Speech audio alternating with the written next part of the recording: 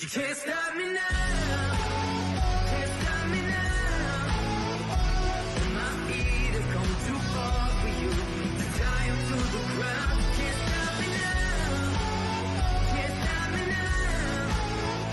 Set my sights on where I'm going at. They turn it back around. You can't stop me. Good evening and welcome to the Psychic Coffee Shop. I'm Aeson Knight, and of course with me tonight is Techy Joe with most. How are you, darling? I'm doing well. How about you? Oh, I'm surviving. This little sniffle thing's getting on my last living nerve. Yeah, it's been rough. It has been. So, it's kind of interesting. You know, we're around the holiday season. Happy Yule to everybody. And a story came out of Haiti today that was very interesting. For those not following a lot of church news, in Haiti there was a group of missionaries, 12 of them, that was captured, kidnapped, and held for ransom for over 2 months.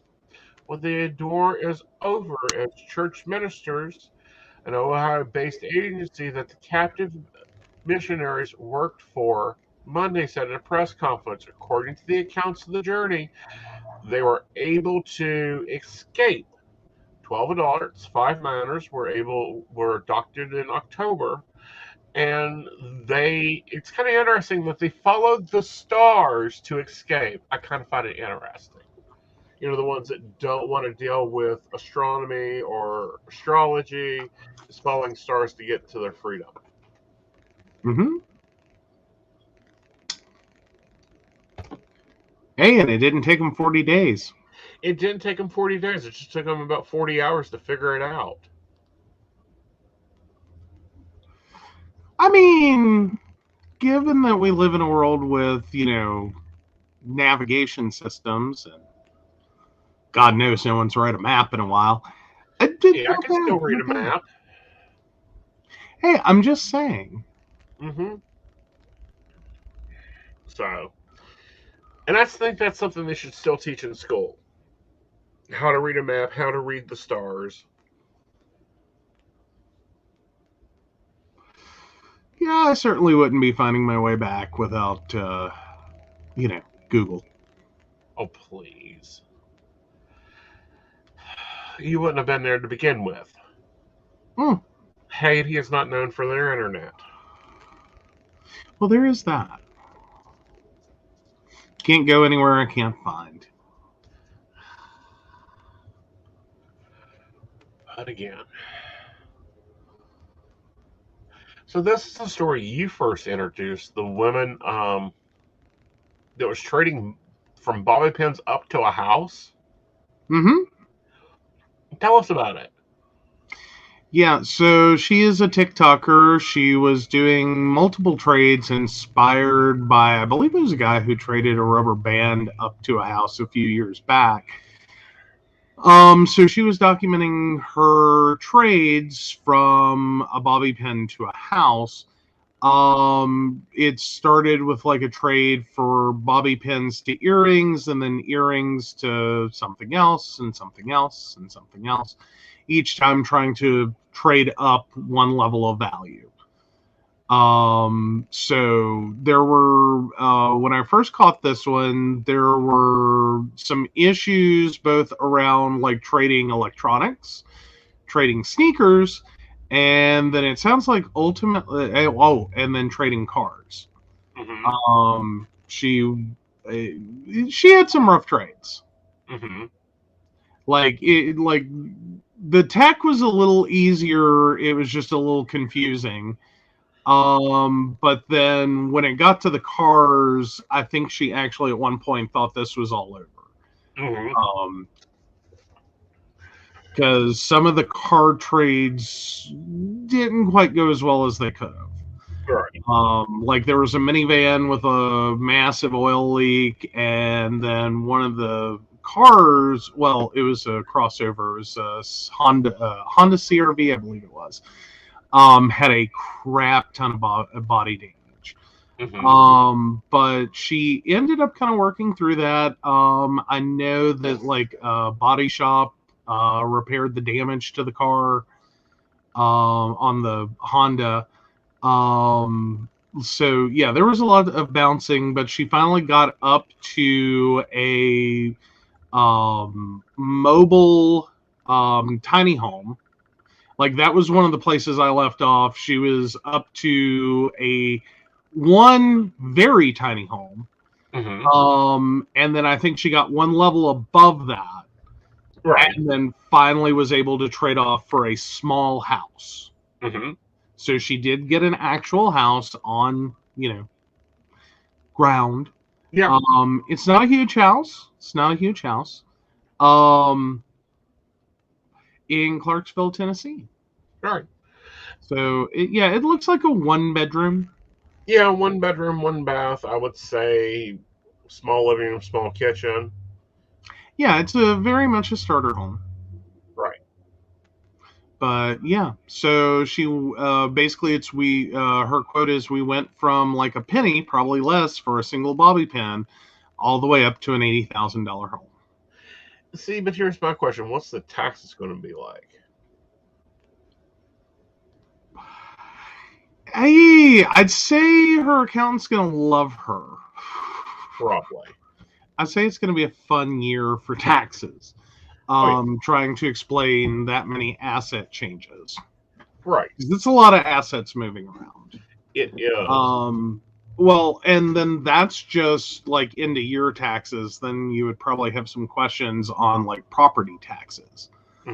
And who gets to handle that lovely journey? Oh, that's always going to be fun. Yeah.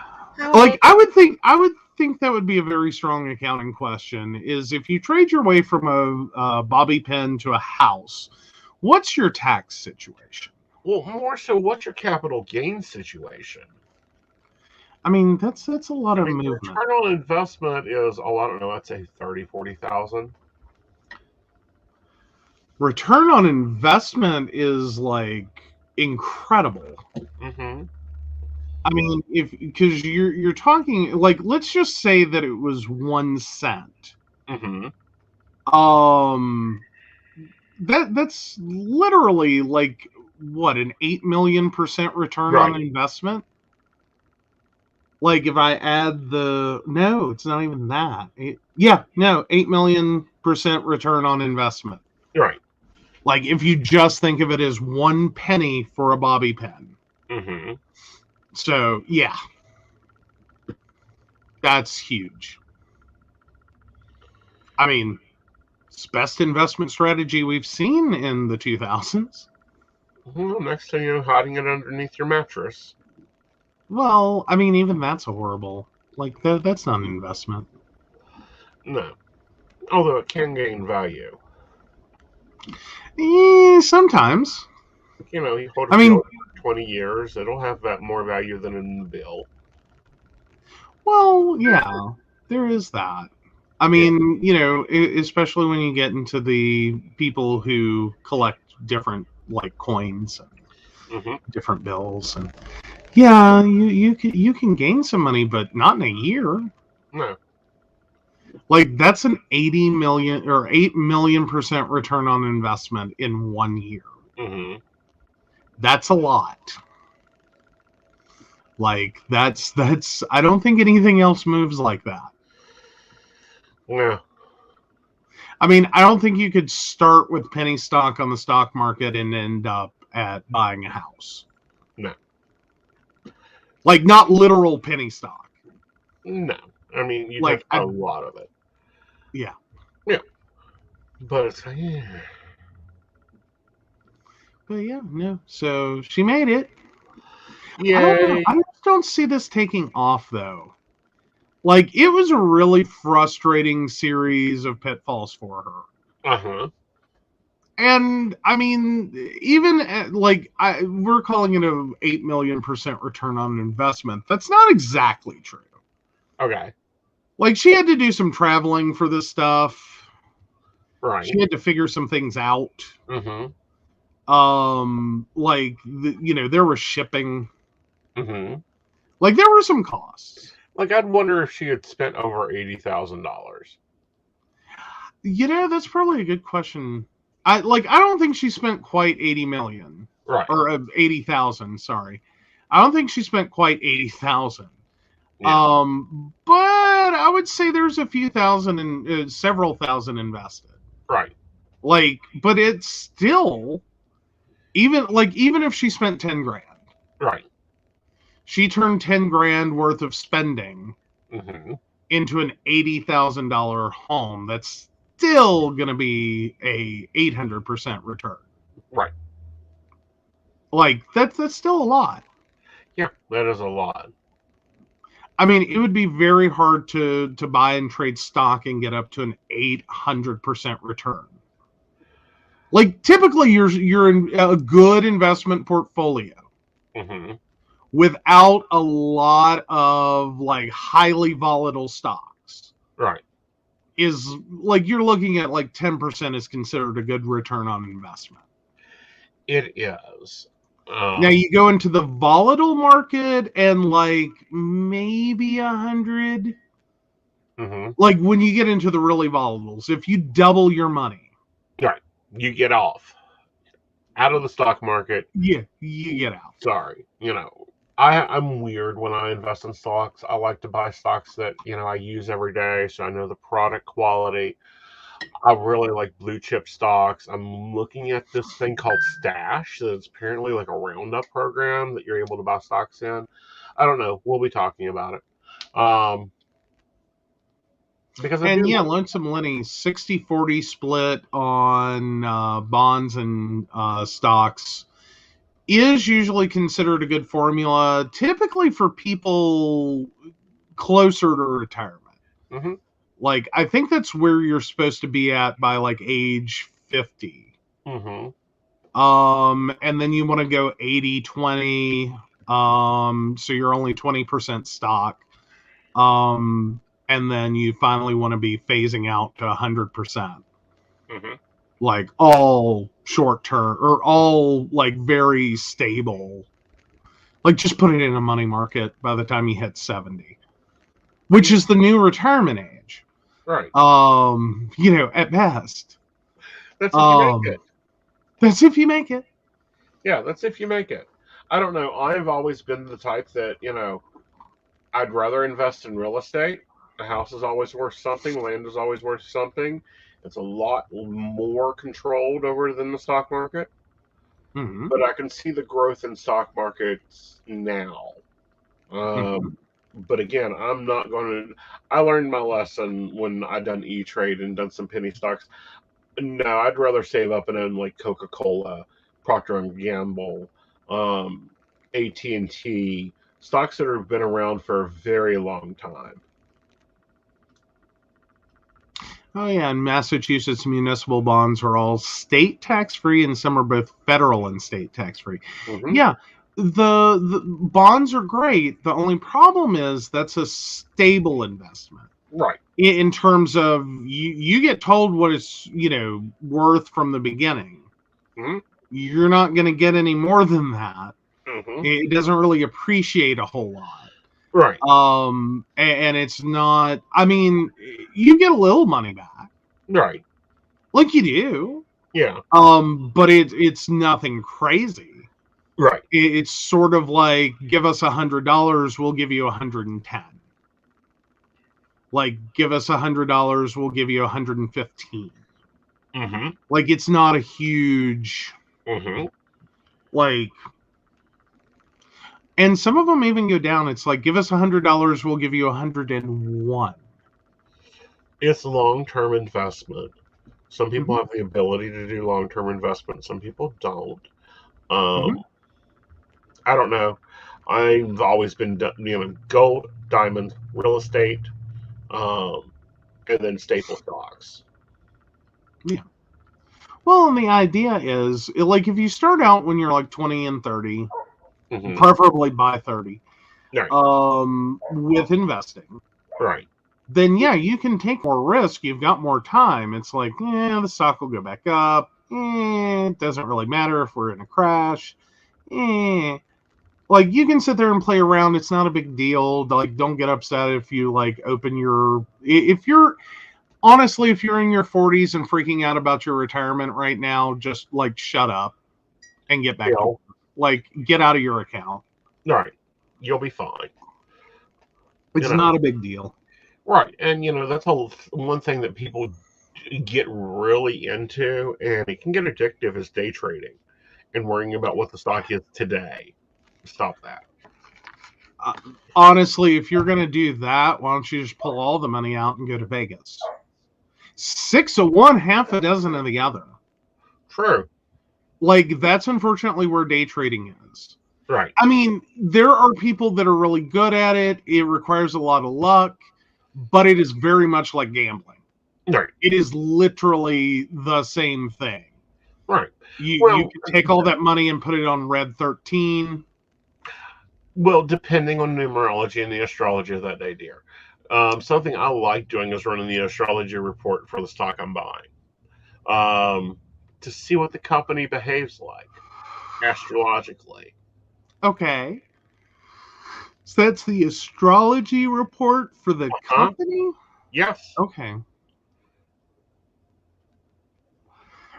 What do you base that on, though? The date the company was incorporated. Okay, but then what if that company started like 3 years prior? Don't matter. It's what the astrology of it is. Okay. I'm just curious if there's like any variabilities there. Well, we'll take my favorite. Okay. Coca-Cola. Literally, it's my favorite stock. Okay. All right. Let's bring up a Kepler. Oh, prepare for the sounds of Kepler. Kepler! Yeah. Main screen. New chart. I'm going to laugh if our video gets striked for it. Uh-huh. All right. Coca-Cola was born on May 8th, 1863.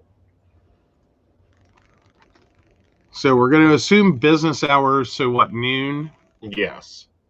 Okay. Well, because it makes a difference. Right.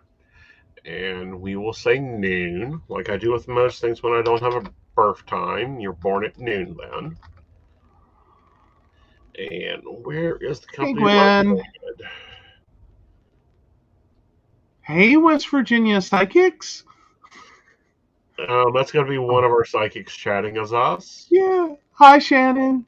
Hi, Brenda. And they're out of Atlanta, Georgia.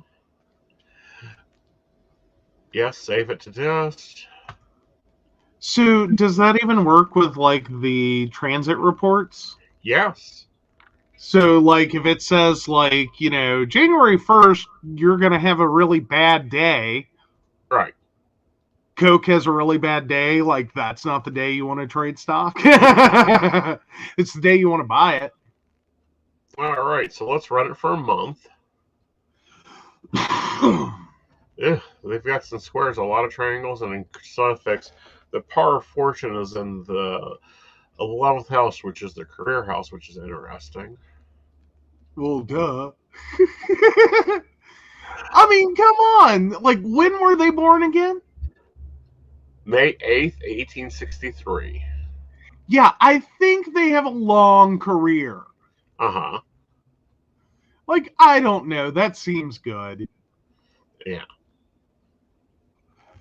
Like, they seem to manufacture well, minus this. Like, didn't they have a recent glitch, though?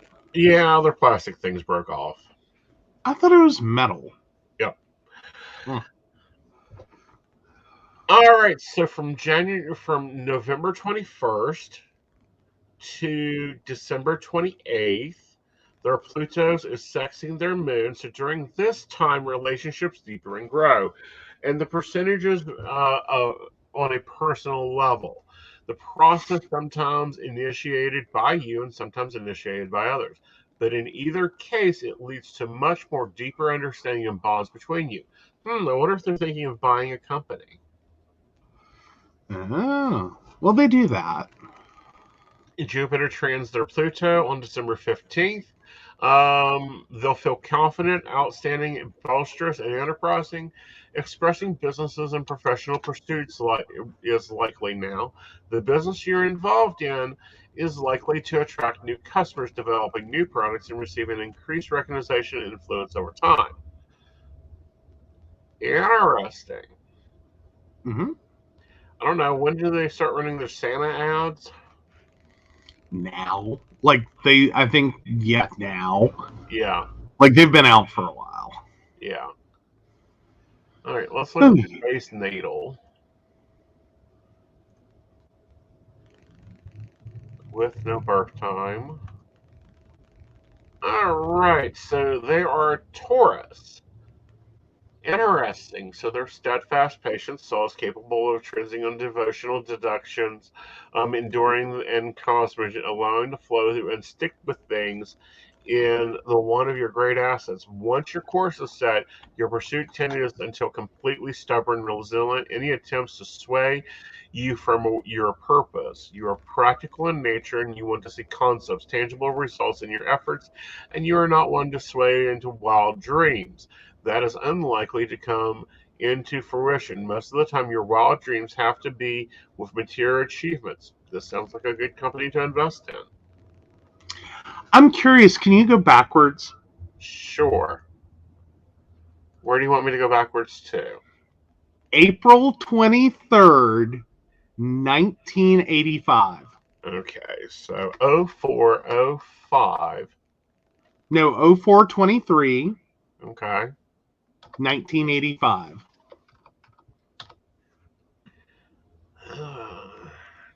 Cosmic English forecast. I'm just curious. Uh huh. It's a very specific date for a reason. Okay, April 22nd of 85, they experienced sudden insight to make discoveries, came up with a fresh solution to an old problem, and seeked an alternative to a usual routine way of doing things. The material process is sped up, and you have more and more quick now. Try to make room for a lot of spontaneous and flexibility in your schedule. The 23rd of 85, this is a good time to travel, especially to places you've never experienced before, where you will be exposed to new ideas, different ways of looking at the world, study new concepts, and all of is also favored. Your ability to understand and attract ideas and your desire to grow intelligence strengthen now. Anything that broadens your aspects of your time, your interest in the big picture, and less attention and insight to details.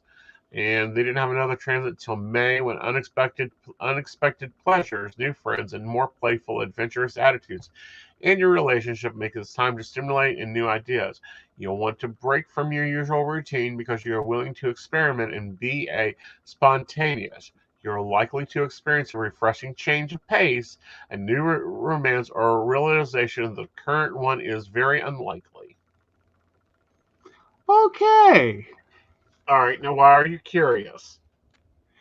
Because April 23rd, 1985 was the day that they released New Coke. Ah. And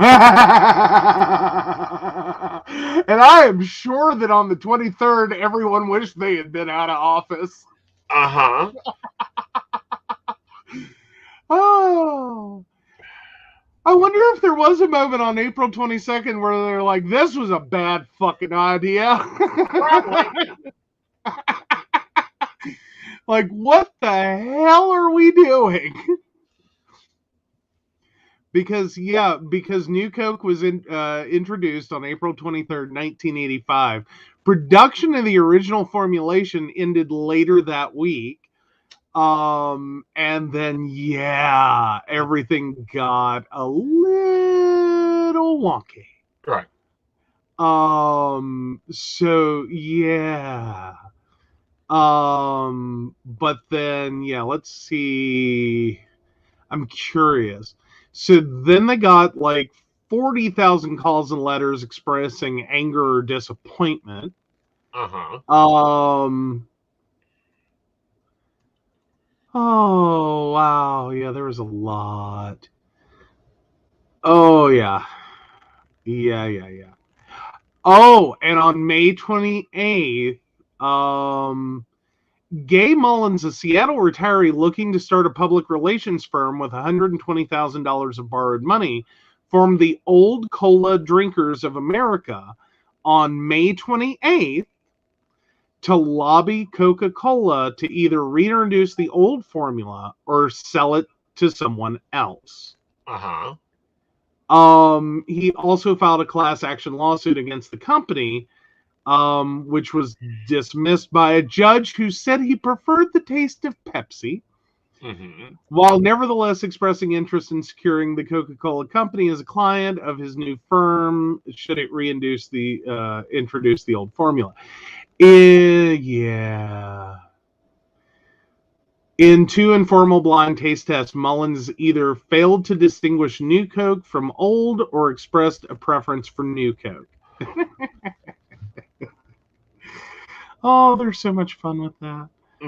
Yeah. Yeah, but no. By the Oh, way, yeah.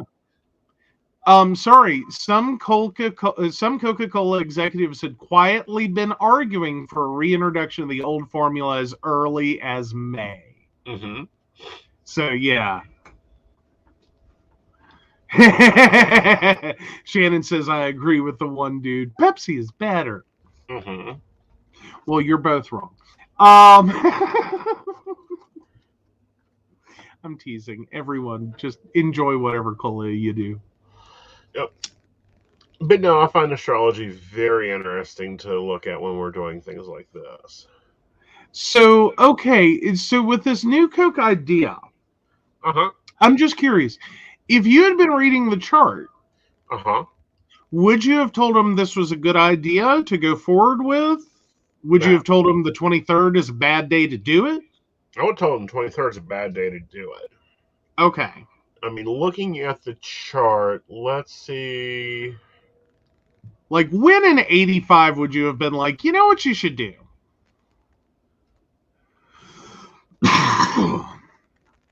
May 8th would have been a better date to introduce it. Because Mars opposes Jupiter. Your energy level and self-confidence are high right now. You're full of an enterprise and may cliff to a bit if you do not do enough. If your present position doesn't give you enough scope, or your supervisors do not allow you to take the initiative to advance to where you want to. Also, it's time to trend to over-tax selling yourselves and to believe that you can do more than you actually can. Awesome. When did they go back to real Coke? Well, they discontinued Old Coke later that week. Like they literally did a full switch over. Right. It was 79 days later in which they announced the return of the original formula. Okay. Yeah. And that was, 79 days after New Coke's introduction. ABC News' Peter Jennings interrupted General Hospital with a special bulletin to share the news with viewers. Hey, Alexa, what is 79 days after April 25th? 2 months and 18 days after Monday, April 25th, 2022, is July 13th, 2022. Yeah, so July 11th. Okay. Yeah, 1985.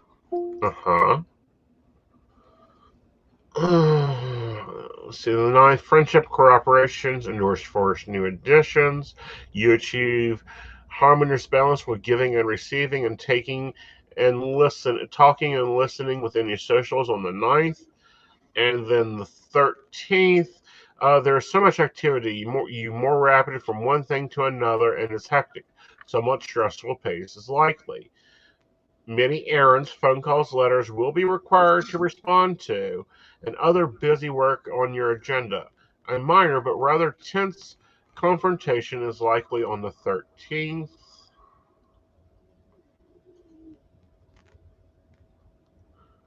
And then also in the 13th, you're prone to act extraordinary in your relationship, a sudden influx or impulse to break free, to make radical changes in your current relationship is likely. Also, the taste of the unusual and unconventional enemies you may find yourself enjoying things you never thought you would like on the Ah. 13th also. Oh, yeah. So I'm quite sure that by the 13th they were launching their new marketing stuff.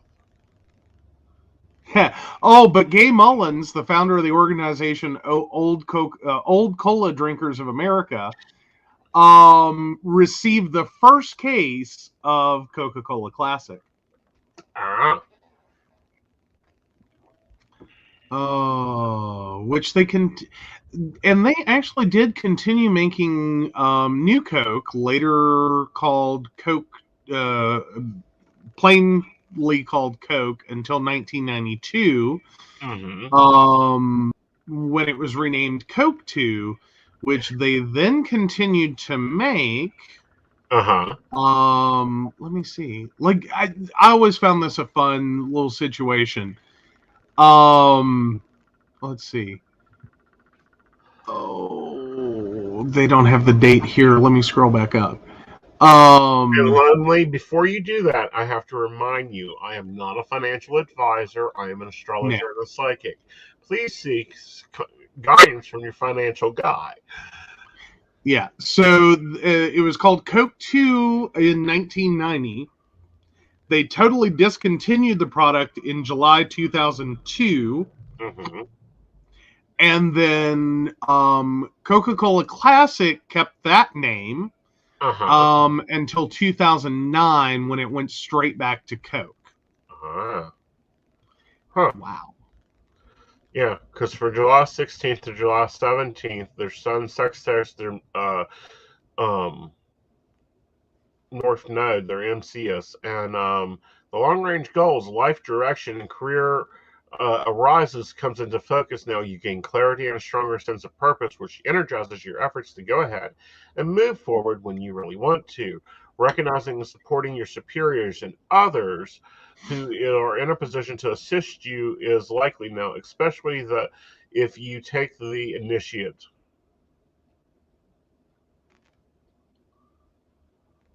Oh, there we go. But yeah, no, there's. I always found it an interesting situation, though. Mm-hmm. Oh, but it actually did a lot for the company. Like, it was the best worst failure ever. Uh-huh. Like, the flavor, fundamentally, people liked New Coke. They found out in taste test, Uh-huh. but somehow just changing it pissed everyone off. Right. But the weird part was, you would have thought that out of all of the anger and the outrage and the everything else, that this would have been one of those, like, okay, we're going to go back and start producing old Coke and just like salvage our market share. They actually went on to not only increase their sales, but actually take over. Right.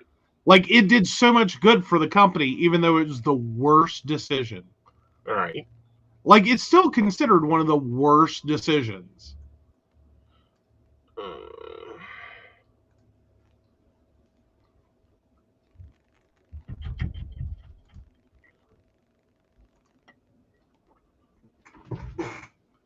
But yeah. Sorry, I just think it's fun. Anywho, so back to stocks. Well, I'm playing with a different section of Kepler. Oh. What are soybeans at today? Well, there's no file on that. No, soybean futures, that's a whole other mess. Yeah. Like, figure that one out. Like, what is the birth of a soybean? No, there's a section here that'll predict like gold, silver, good, bad days. Oh. But it doesn't list soy. I may not really have that section. Okay. It happens.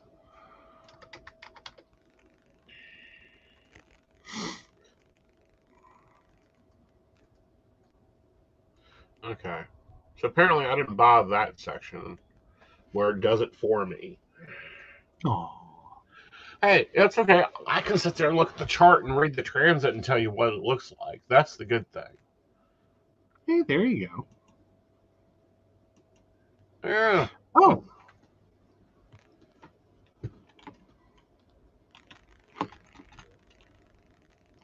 Hmm. Hmm. I'm now curious. I have a different one. Okay, give me a minute. Okay.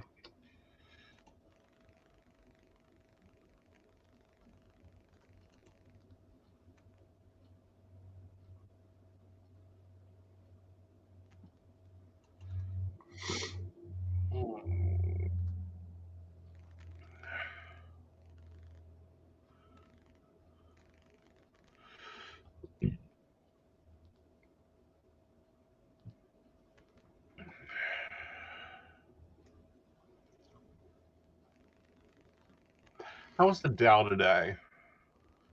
Because the chart's showing that it would be down.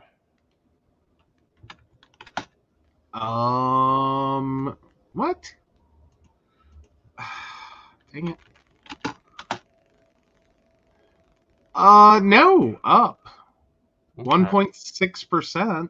Yeah, that's not a major up. Mm-mm. Well, granted, it was not a pretty day. No. Interesting. I always love when I find stuff in this program. I've had this program for probably, 15 years? Mm-hmm. And there's stuff I'm finding in it all the time, guys. And it's like, ooh, let's play with this. Let's see what this does. Okay, so back to your case. What do you want me to look at? Here's a fun one. June 20th, 1863 at Okay. noon.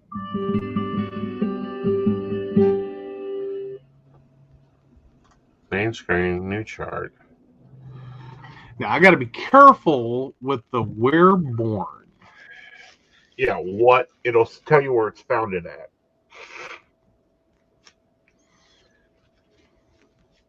Give me the symbol.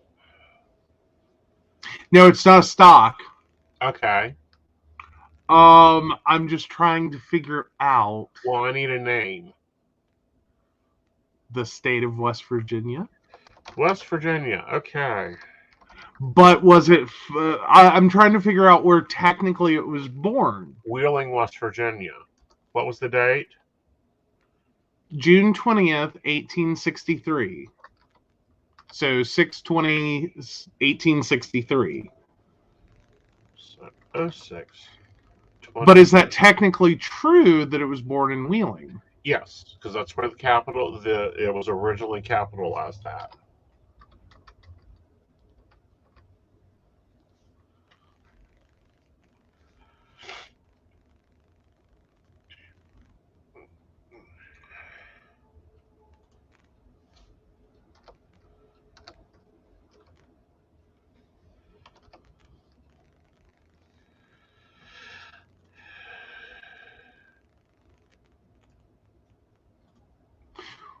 Well, now technically, though, it was made a state.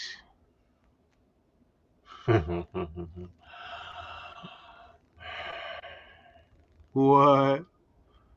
Natal chart. I'm sure it's fun. Squares all around, baby. Squares all around. Those planets aren't talking to any damn body. Yeah, that basically sounds like it might be right then. It is a Gemini with a Leo moon. Mercury is in Gemini. Venus is in Leo. Mars is in Leo. Jupiter is in Libra. Saturn is in Virgo. Uranus is Gemini. Neptune is in Aries. Pluto is in Taurus.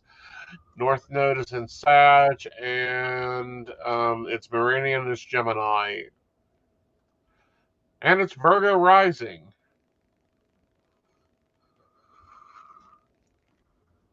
Is this one really fucked chart? Yeah.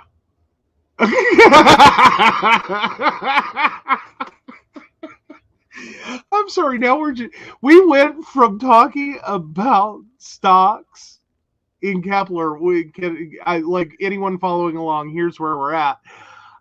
We are currently now talking about state formation in Kepler. Uh-huh. I'm finding this hilarious. All right. Good, but hilarious. Okay. Virgo rising means they're modest, unabashed, and often rather quiet or shy. You are a person that's content being in the background and to serve as an assistant in a supporting role rather than lead. You're quite humble in your own assertions of yourself, and you have very strong, perfect attitude, intending to be overly self-critical no matter how well you do something. You're always seeing the flaws in it and how it could be improved. Often you simply refuse to attempt something because you feel you cannot meet your own standards. Welcome to the state of West Virginia. Oh, we're getting there. Their sun is in Gemini, so in many ways they're the eternal child. Your mind is bright and alert and conscious and flexible and playful and always eager on the expectations. Your attention span is quite brief. You grasp ideas quickly, and once initially convinced to have been satisfied, you want to do something else. You crave frequent change, varieties, meet new situations and people. It is hard for you to decide just where your talents and true vocations lie. You have a multitude of interests and loathe to limit yourself by contacting on one another. You are easy to distract by all the other fascinating possibilities. Um, your curse and restful purpose in many different experiences of your life. You are willing to taste and try everything once, doing the same thing over and over again, even though it is something you will do well, is real druggingly for you. So, let's take this a step farther. Give me Joe Manchin. Ooh. Oh, this sounds scary.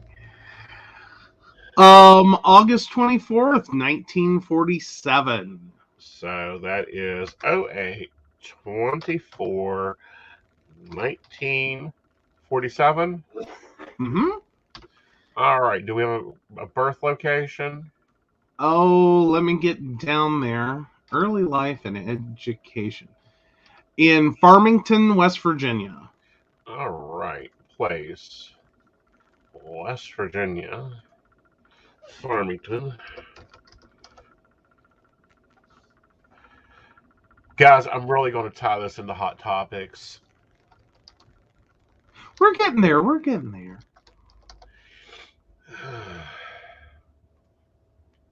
Save the dust. All right. So Joe Manchin. He was born on the Eastern Seaboard. You need to interpret a compatibility chart with West Virginia in English without pictures. Talk about your May-December relationships. Well, this compatibility charts can actually be used to see how two things work within each other. So we're comparing the state of West Virginia with Joe Manchin. Okay. Oh, there's nowhere else on fucking YouTube you could find this. I'm just telling y'all right now. Okay. So the two of them are intelligent creations, more rational than emotional, and you have a good mental rapport. You both love to talk and approach one another's wit. Joe Manchin, however, had a more practical, down-to-earth turn of mind, while West Virginia enjoys playing with ideas without needing a purpose or practical application for them. West Virginia is more the risk taker and will gladly do something once, just for the experience, while Joe Manchin is more cautious, careful, discriminating. For the most part, however, you understand each other and can be good friends.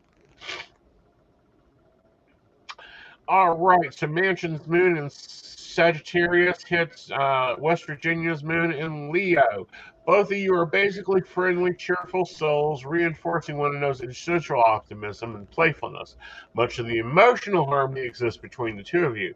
You feel expensive and expirational, and you enjoy games and sports and gambling, and of course, life in general. Some difficulties may arise, though, Joe, are more ruthless and wondering than West Virginia, who is more content and steadily emotional. Joe Manchin needs to feel free and cannot tolerate being dominated by anyone else, whereas West Virginia tends to dominate or uh, be dictatorial. Also, Joe Manchin, rather than being blunt and tactless at times, in which offends West Virginia's strong pride. West Virginia takes Joe Manchin's cardinal statements very personal, very much to heart, and whether Joe Manchin means them that way or not. Yet West Virginia will often pretend that nothing is wrong, along with strong pride for the most part. However, you suit one another very well. Alrighty. All right. Well, backing up real quick though, Okay. on Joe Manchin, Uh-huh. transit report. I'm looking at it. All right. I'm just curious, like what can we gain insight on what he might vote on and how? Possibly. Okay. All right. So we're on the 22nd. This is running to the 15th of January. His Neptune is transiting Jupiter. His imagination is stirring. He's feeling inspired, restless, and ready for bigger and better things in his life. You may need to break out of the usual routine and explore more imaginative and creative options. On December 17th, running through the 23rd, Jupiter approaches Venus. You're in a jovial and fun loving mood during this time period. You are likely to enjoy the wonderful time at a party or taking out for social events. You expect lots of laughs and joy and happy times with others during this period. The 22nd, confidence and inner harmony prevail. You can move forward with creative projects and express yourself more easily and comfortable now. Your efforts are well received at this time. Boy, he ain't reading that one well. Yeah, I don't feel like Joe Manchin gets up and reads the horoscope section. I just don't. Might need to, see me because there's a few things going on here that isn't very good for him. Well, Mercury sexting his ascendant. It's an excellent time to be out and about. Ooh, he's going to be on TV. Oh, okay. Okay, with significant opportunities to make connections, exchange information, and learn something through meetings and chance encounters. Letters, phone calls, and conversations that you initiate will proceed at this time. This is always all the way up to Christmas Eve. Oh, the December 26th. This is not a period when you feel like pushing your own interests, in which you are especially other people's concerns and needs receive more attention from you now and are more motivated to do something which serves others, perhaps a group you are affiliated with. Hello, you're a Democrat. Let me remind you, Jim, you're a Democrat. I mean, Joe. contacts, Manchin. negotiations, businesses of all kind are favored now. Alrighty. Oh, the 28th, disagreements abrupt because you are not willing to overlook minor irritations that are readily usable. Conflicts with others may be fruitful if you do not allow your anger to get out of control. You are highly competitive at this time. Inability to focus on the mundane task, poor understanding on the 30th, and miscommunications between yourself and others. Ooh, I wonder if he'll make the news again by December 30th. Wow. Yeah. It's a bad month for him. It is a bad month for him. And it has been a bad month for him. Yeah. I mean, like, weird other story. Huffington Post has from yesterday. Joe Manchin privately told colleagues parents use child tax credit money on drugs. The West Virginia senator just killed Democrats' agenda in private negotiations. He questioned whether the poorest Americans would spend financial aid wisely. Yeah. Well, But in recent months, Manchin has told several of his fellow Democrats that he thought parents would waste monthly child tax credit payments on drugs instead of providing for their children, according to two sources familiar with the senator's comments. mm-hmm. Like, yeah. So that's his supposed problem with Build Back Better legislation out of the Biden administration. Uh-huh. Is that he's afraid that the people of West Virginia and all across our country will take that money and buy drugs. Well, Do you ever feel like his 10th house, conjuncting Mercury, his career, reputation, and public image is very important to him. He has a strong desire to influence and make a mark on the world, which is what he's doing. The more news media it gets, the happier he is. Including major contributions and receiving bond recognitions from unique efforts and gifts that you undervalue your personal and inner side of life. Yeah. Well, Mary technically got it out first. There are times I wonder if he's high. But I'm sitting here, and what I was going to say a second ago was, do you ever feel like your representatives just open their mouth and tell you more about how they work? Yeah. Based on how they think other people work? Mm-hmm. Like, I'm now sitting here thinking we're gonna, like, the long-term legacy of, like, Joe Manchin is gonna end up being finding out that he was, like, a massive drug user.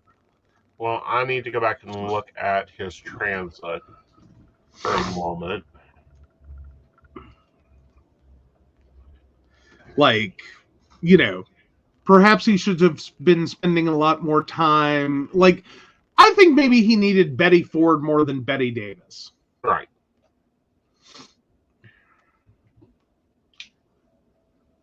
I think we may see him doing something around the first of the year.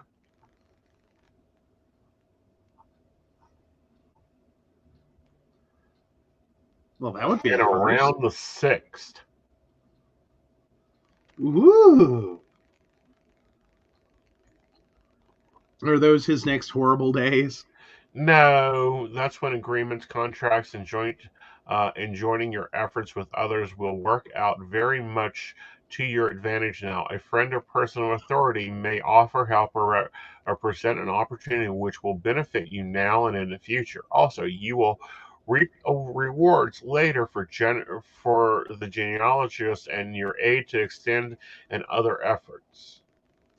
Wait, that was January 1st and January 6th? Well, that's January 10th.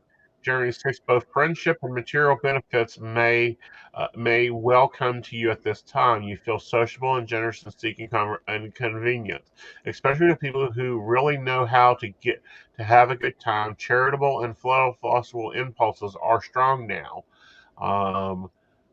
Also, this should be followed a positive action on your part. And that was January 6th. January 10th was the first one I read. So those two things are going on. Okay. And Mary has a question. Is Saturn retrograde in his natal chart? Okay. Reduce. Where is that jigsaw? No, it is not. It is in the 9th house, though, Mary.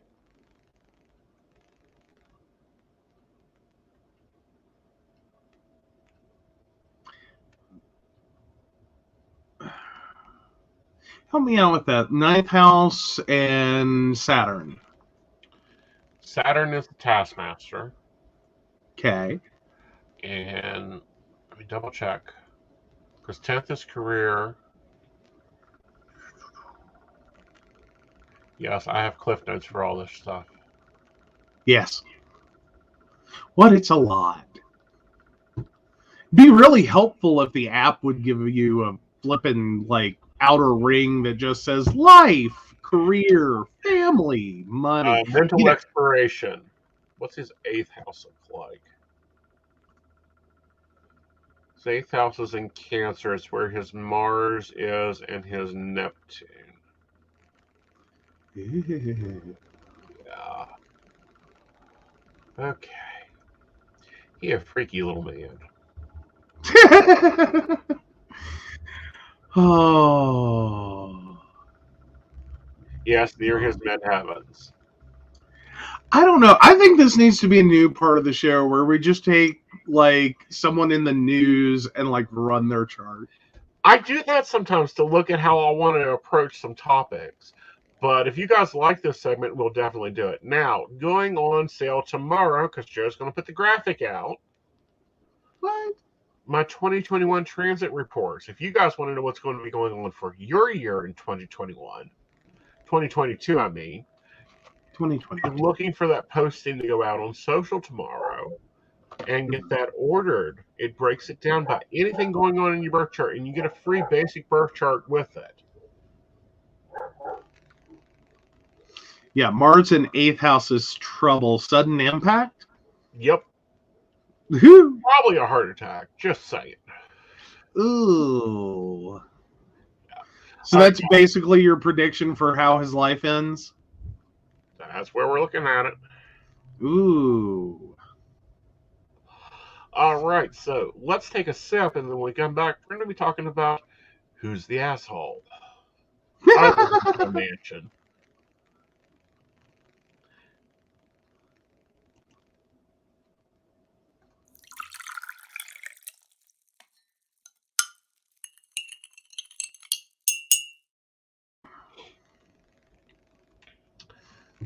All right, so you take this one away because you found it first. Well, hold on. Get it. Do we have it? Oh, yeah, there it is. So, that let me just tell you, the am I the asshole answer is yes. Like, there's no debating that part. So, yeah, this was a moment. So my fiance's kept a box over the years of memories and stuff she has. She's been collecting memories in it since she was like 10. Cute, I guess. Seems more like hoarding to me, but if she likes it, I like it. She's told me it's very private and I'm not allowed to go through it unless she wants me to. I've probably only seen things in it like 3 times ever. However, I came upstairs a couple days ago and she was on the floor looking through it. She hears me come in and she turns around all excited and tells me to look, showing me a picture she'd forgotten existed. It's her at prom when she was 15. She's in this pale yellow dress and she's cuddled up against some guy in a blue suit with his tie matching her dress. They're both beaming in the picture and it's got a banner over the top saying Prom 2007. She rubs the picture fondly like it's some dead relative and says something about how much she loves it. I thought it was pretty rude because I'm standing there and she's telling me about how much she loved going on a date with another guy. I told her that kind of hurts my feelings and she laughed and said, I love the picture, not the guy in it. I said I don't like hearing her talk about her ex and she goes, I was 15. The relationship barely counted. He was a nice guy, and it was a nice event. That's all it is. I got tired of hearing her talk about happy times with someone else, so I left the room. She didn't really get why I was upset, but she dropped it, and I guess it was over.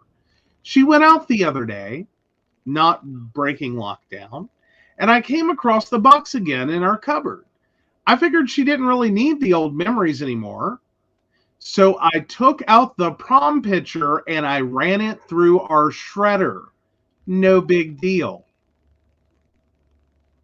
She comes back home, comes into the room, and immediately asks me why the shredder is plugged in, seeing as we barely use it. I told her I was just tossing away old junk that we don't need.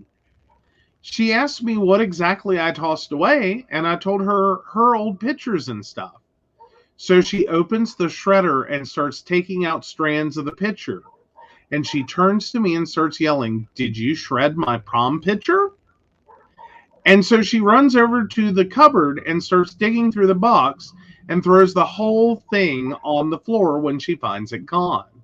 And she's all teary now, and she's yelling at me, asking why I did it, and saying that the guy didn't really mean anything to her anymore. If he didn't mean anything to her, she doesn't need reminders of him. She tidied up the mess she made, and now she's gone and put a lock on the box and called me impossibly selfish. That's really all she said. She's been refusing to cook for me and do stuff now, telling me that she'll take me seriously when I apologize for what I've done. Okay, sure, I shouldn't have gone through her box, but I didn't do anything. She's basically just keeping junk around for nothing. I did her a favor. So seeing as it's such a big deal now, am I the asshole? Oh, oh, oh. Update. So we're not getting married. Hope y'all are happy. I'm not and never was abusive. Fuck off. Stop DMing me.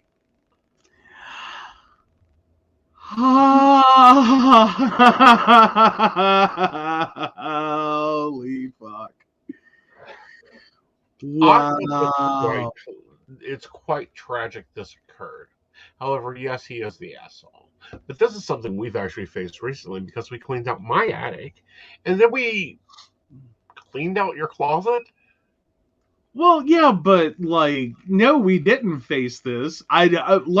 Yes, we I did. hope we didn't face this. Did you go back and shred stuff after I was like, no, we're keeping that? No.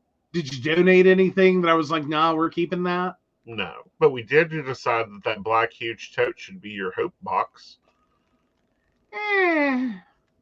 Yeah. I mean, we sort of did, but still. Okay, I decided it because I'd like that space in the closet that has a fragile glass in it to be put up a little bit. Fair enough. But no, I mean, like, we didn't face this. Like, no, I don't think most couples face this situation because, of course, there's pictures of my ex in there. There was crap of my exes up there. Yeah, but you literally handled all of that. Right. Like, I'm sorry. Here's where I'm at with that. Like, if you wanted to, like, put your ex in a heart-shaped frame beside our bed, I would probably end the relationship, but I wouldn't destroy the photo. Right. Like, I figured that's your choice. But if you want to just keep pictures of, like, you and your ex, I'm fine with that. Right. And it's kind of like the jacket. Oh, yeah. Oh, my God. Okay. Like, and that was something, though, that, like, I've tried to get rid of. Yeah. That fucking jacket has a boomerang power to it. I shit you not. I wonder about that because, you know, you've now moved from North Carolina to West Virginia, from Princeton, West Virginia to Oak Hill, West Virginia. And this is the third time we've cleaned out the closet. Yeah. And this is probably like the umpteenth time in my life I've been like, let's just give it to Goodwill and be done with it. Right. And then every time it gets rescued out for some reason. Uh-huh. And I'm like, okay, fine. I'm never getting rid of this jacket. The whole story of this jacket is one of my exes 20-some years ago bought this coat, this jacket, and it was way too big. Way too big for them. And so they're like, here, do you want it? And I was like, okay, fine, whatever. I don't care. And so I took the jacket. I wore it for a while. I've been made fun of in it so fucking much. Because it is neon yellow. I literally at one point actually did briefly like it because it does make one easy to spot in a crowd. Mm-hmm. Look for the giant fucking bath duck. I was going to say Big Bird, but okay. Look for Big Bird. Yeah. Either way, Right. you could find me in a crowd. Right. It was great for that, but otherwise, Right. you know, there was zero hope that if like my car ran off the road in a horrific snowstorm, this would be the reason they found me. Right. Look for Big Bird. Right. And it does have a new life now, and you don't own it anymore. True. Okay. Like, I never want it back. No, of course not. Like, I don't want to turn it into anything. I don't want to, but seriously, every time I've tried to give it away, something has happened. Uh-huh. And it is boomerang back. And I'm just like, I gave up. Well, I get And then we were, no, go ahead. I get that, but at the same time, when I pulled it out, I'm like, can we please move the coats out of the closet and put them? I'm like, you can move it to Goodwill. And you're like, you can give it to Goodwill. I don't. And I looked at you and I go, why? It's a great coat. I mean, it's a nice Nike coat, and it is yellow, so it's great for running and I don't know, pulling wagons of laundry to the laundromat at 2 a.m. Which we're going to get You an said I'm not allowed audience to do. opinion on that one. Do what now? We're going to get an audience opinion on it. All right, fine. So, anyhow, the invisible assistant takes the boys out at night on a street that doesn't have good lighting. So it'll be perfect for him to take the boys out. Like, yeah, I'm not arguing the coat doesn't have a life purpose. I'm just going, I want it to not be part of mine. Right. But at the same time, what I'm saying is when you presented it to, because we have this thing called the boyfriend coat phenomenon. Yeah. Yeah, you were like, no. And I'm like, what's wrong with this? You don't want that. You don't want to know. And I'm like, okay, did you buy it did you bring it home from an adult bookstore after a night of flings and you don't wash it? God knows it needs washed. Because of that, like, and he goes, oh no, my ex got it for me. I'm like, okay, and? Well, it's the ex you really don't like. The reason I do not like this ex is they cause trouble. I normally have no problem out of your exes until they affect my relationship, and then, bitch, you didn't want him. I took the title. Leave it the fuck alone. Get the fuck out. Fair enough. But no, I mean, but like years ago, I finally gave up on trying to give up this code. Mm-hmm. Because every time it boomerangs back, like for some reason, like I will destroy a coat. Mm-hmm. I will end up like something happens every time. Uh-huh. And it's like, so I give up. Yeah. Aw, poor Mary. But no, like I'd given up on getting rid of this coat, and then you pull it out and you're like, can I wear it? And I'm like, fuck no. Yeah. No, you cannot wear the coat. I don't wear the coat. Well, now the assistant has a lovely coat that will make sure that him and the boys do not get hit on the road. And I now have closet space in the closet to at least put my jeans in there. Well, won't be hit on the road or could be beamed up by aliens because now there's a tracker. That's fine. We already beam have a tracker this one up.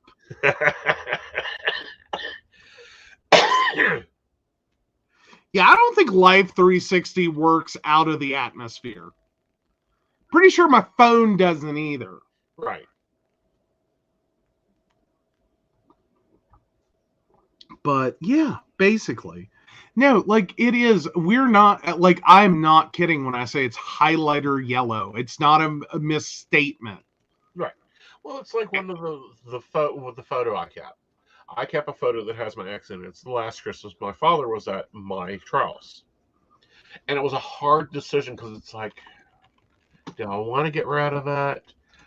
It's like, no, this is the last Christmas we had. And you look at me like, what the hell are you arguing over? It's a picture of your dad. Put it in the folder. Yeah. Yeah. And it's like, I'm going to do some trimming with this. Yeah. Yeah. Well, like, and it's not like I don't have like some pictures of my exes here somewhere. You know, like, or on my computer even. Right. And some of them aren't even pictures of the ex per se. They're like trips with my ex. Uh-huh. So, like, I have a beautiful picture of Ghirardelli Square. Mm-hmm. This by no means that I want to go back with my ex. This is totes about I went to fucking San Francisco, all right? Uh-huh. I had a blast. Right. No. At least you think you did. Well, I mean, it could have been better without him. No, I thought your trip to San Francisco was the one you started drinking Thursday night and woke up Monday morning. Oh, God, no. No. That was actually just a trip to see him. I was, sorry, short version, I was in a relationship that required air travel. Uh-huh.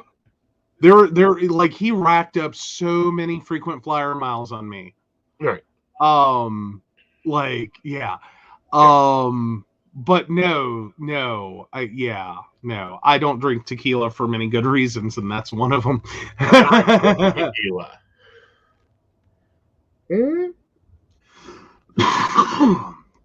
Jewelry I kept, pictures I got rid of. Brenda, that's not a bad plan. Like, I understand that. I don't know, though. I've never really had that moment where, like, I got mad and just had to, like, have the crying wine fit, like, cut people out of photos. Like, I haven't really had that.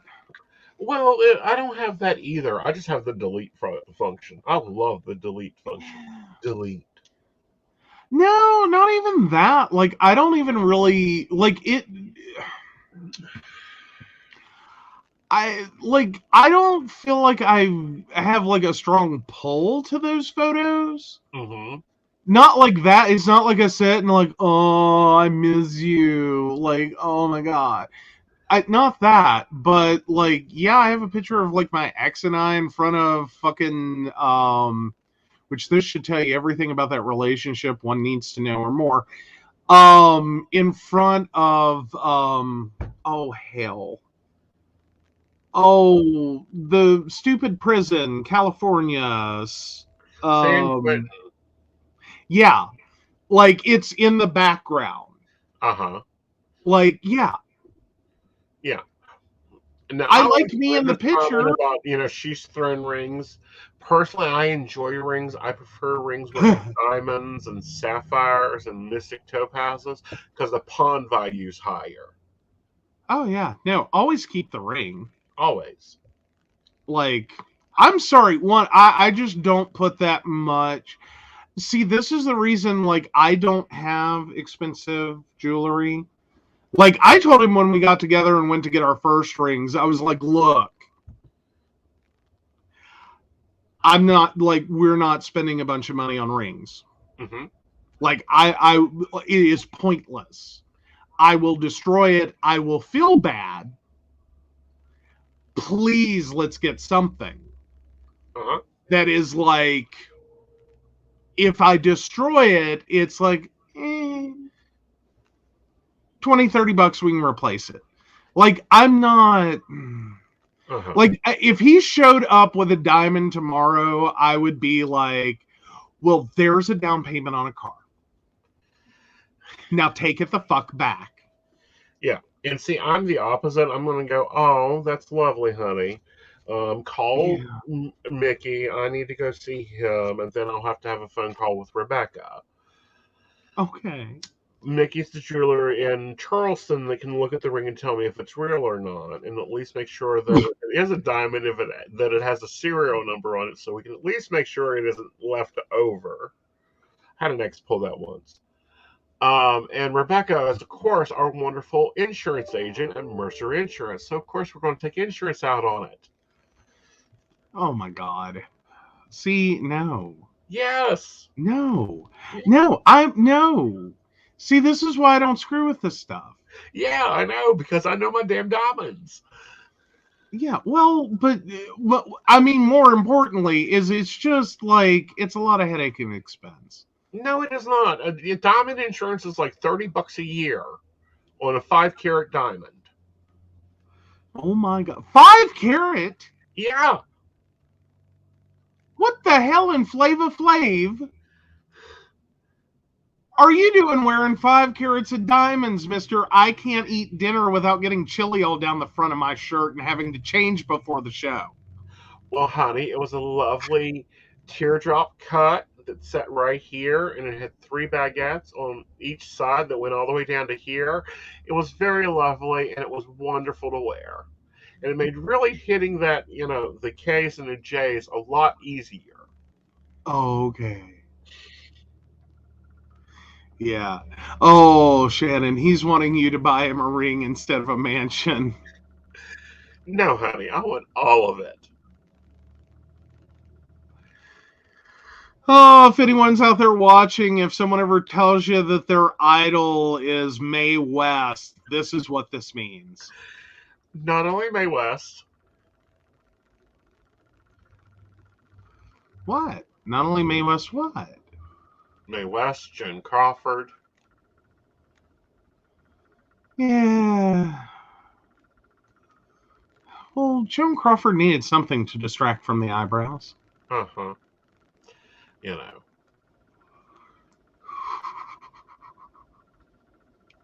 Bad joke. Yeah.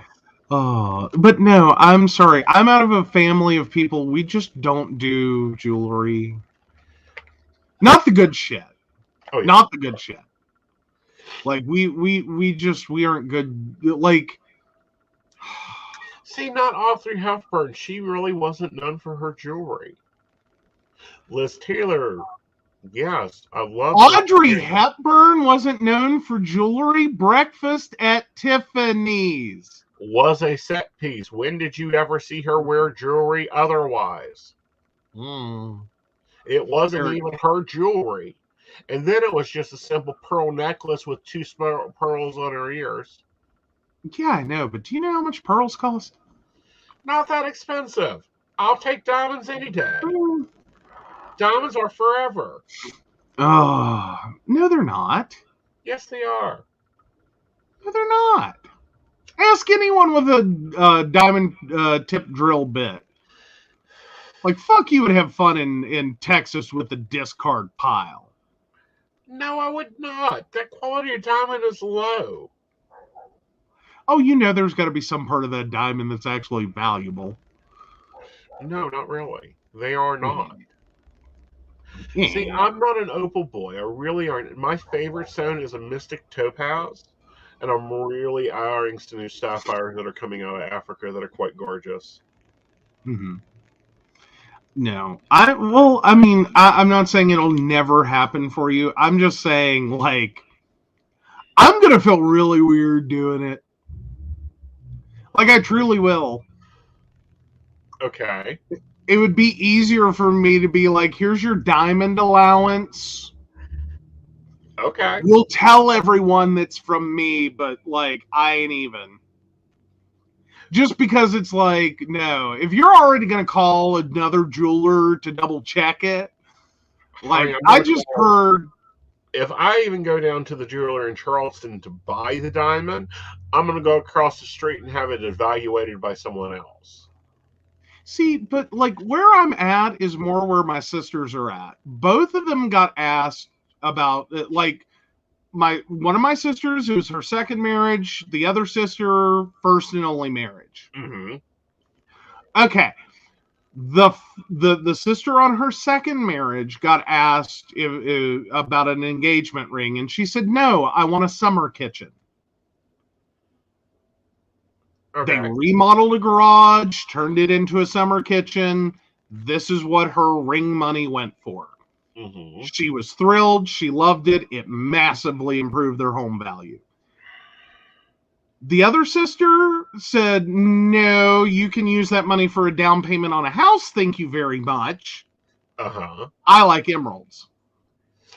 Well, I like Mystic Topaz. I love a nice canary diamond, although they're hard to come by. Ooh, Mary invests with diamonds. Uh-huh. See, now that I could understand. But that's the problem. Like, you get the big diamond ring, it's not an investment. It's jewelry. You have to wear it till the divorce, and then if you don't throw it like Brenda, you pawn this shit or sell this shit. It's an investment. Yeah, well, but that's only an investment if you turn around and sell it later. But it's hard cash. Always. That only goes in value. See, Yeah, I don't loose like them diamonds. used. I want them set. Yeah, you like wearing them. Yes.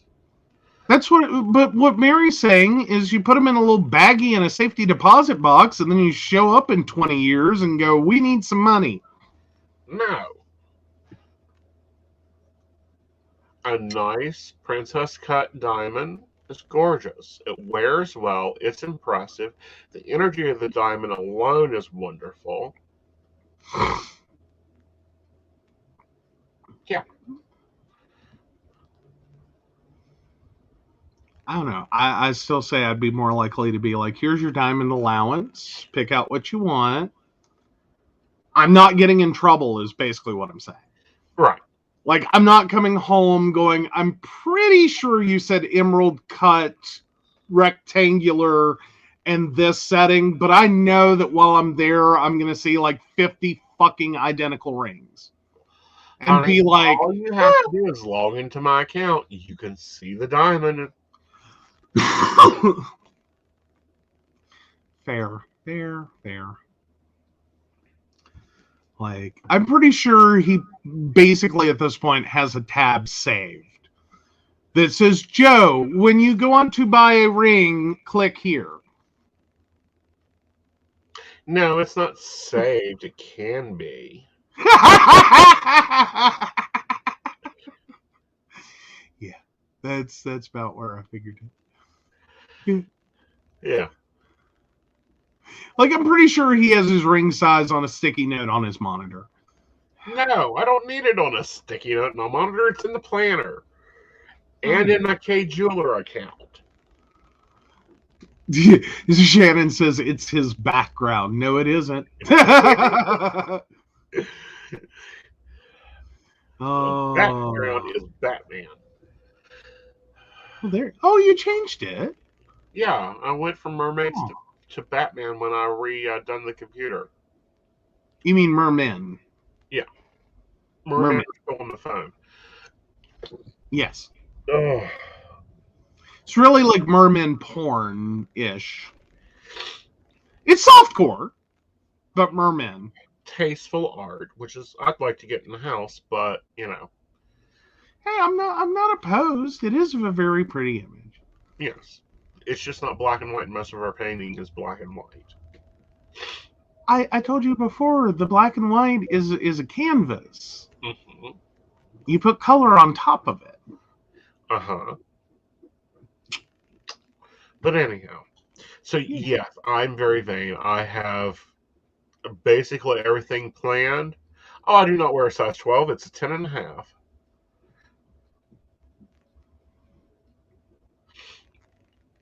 My thumb is a size 13, and it takes a 6 carat. Uh-huh.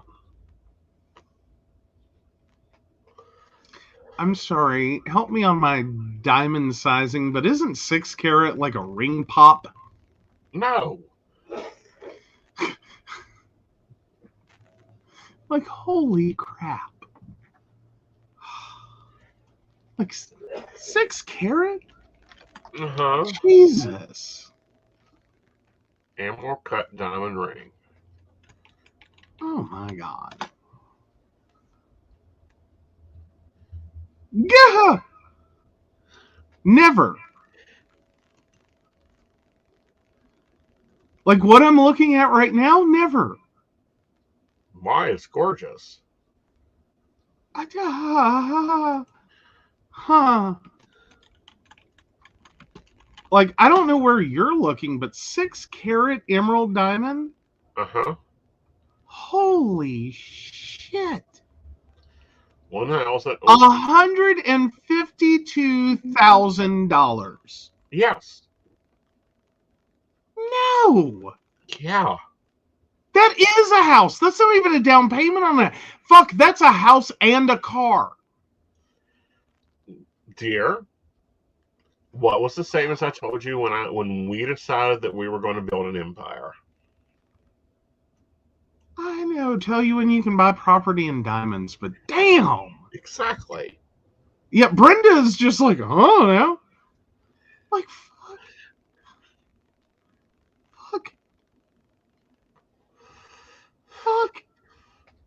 And it damn near is a ring pop.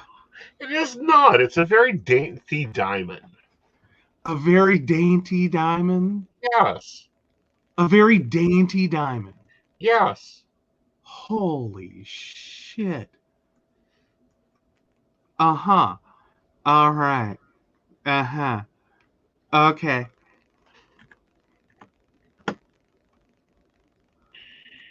Oi. Oh. Sorry, I'm just traumatized. That seems huge. No. It's actually quite small. Oh. Well, actually, his hands are... They're not small, but, like... Yeah. They take a bit. Yeah, but still. Like, sorry, you would have been horrified. Like, I'm not even sure that, like, my grandmother's, like, nice, the improved, or my mother's improved engagement rings were even a full carat. They were 2.5 carats. I've seen the pictures. What? Oh my God. Seriously?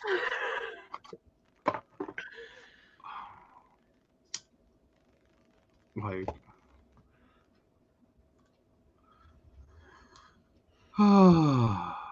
It is 12 by 14 millimeter. 12 by 14 millimeter. Yes. Jesus. Says one.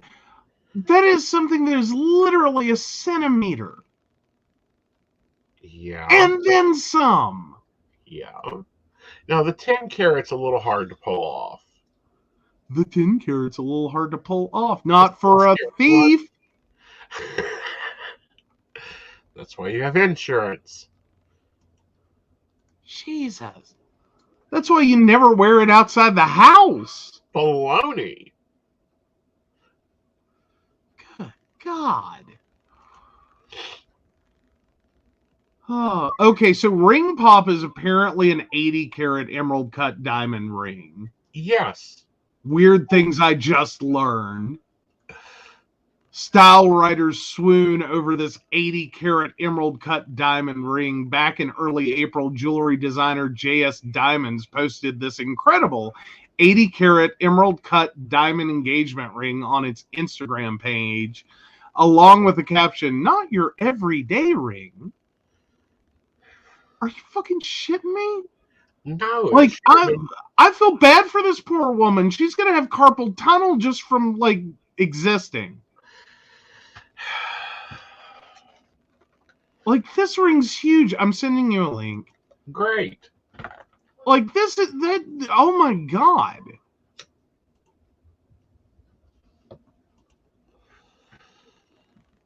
Oh, 12 by 14 millimeter. You gotta have your fucking flamethrower first. Oh, really? Can I have that on evidence? Yeah?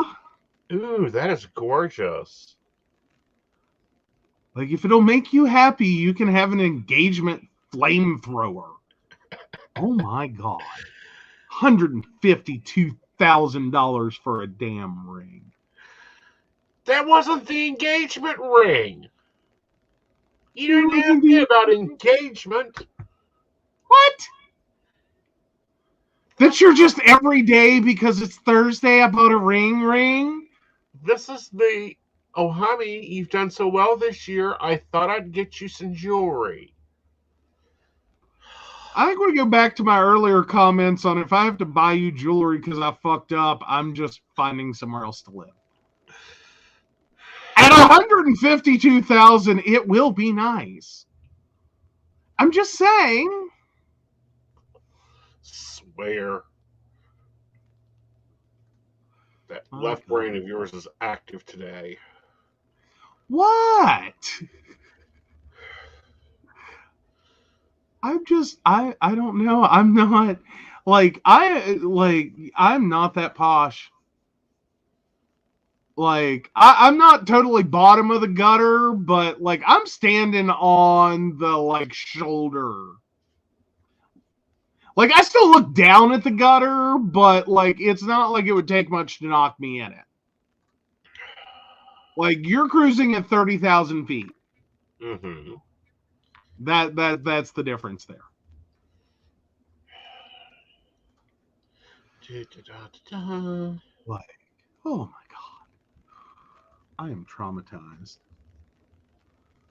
Like, oh, I am. I'm traumatized. There you go. Now you can bookmark it. Oh, now I can bookmark the ring. Yes. Oh, it's 3 carat. That should be a car. And it is. Like, can I point out the agreed price on my Kia Soul when I bought it before tax was lower. Mm-hmm. Like, this ring is $19,999. Mm-hmm. It is a 3 carat princess cut, lab created diamond solitaire engagement ring in 14 karat white gold. Mm-hmm. I'm not saying it's not pretty. It's pretty. I'm just saying, holy shit, I paid less for a car. Uh-huh. There's a formula to this, darling.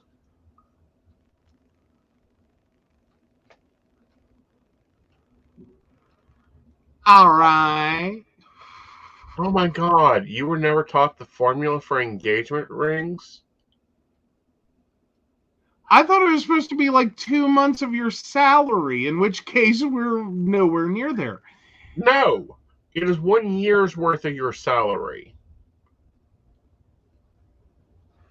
1 year? Yes. Oh. I mean, like, Mary's reasonable. Half carat solitaire. There we go. In platinum. Well, platinum crown with a 14 karat cathedral setting. Mm-hmm. Yeah, like, that's more reasonable. Cars depreciate. Diamonds will appreciate. I say this with love and affection. I can get more use out of the car. Uh-huh. Okay. Okay. I'm teasing. Uh-huh. Oh my God. And for Mary, a half carat looks gorgeous on her. Oh. Oh.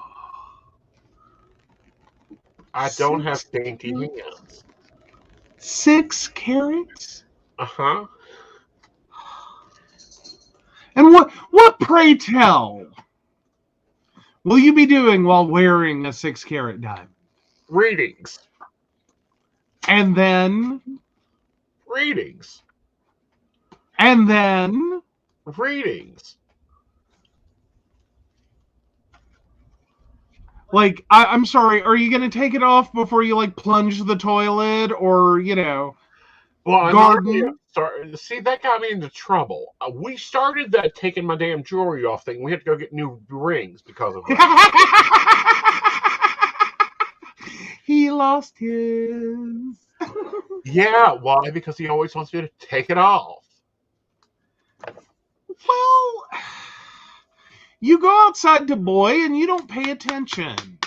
You're as bad as I am. This is why I'm asking. Like, you're going to wear a 6-carat diamond to garden. Yeah. Oh, my God. Diamonds go Somewhere for in the every world, a occasion. jeweler, somewhere in the world, honestly, seriously, a jeweler just heard those words come out of your mouth and had a spontaneous heart attack. Uh-huh. Like, you don't ever. Whatever he wants, says Brenda. You're not wrong.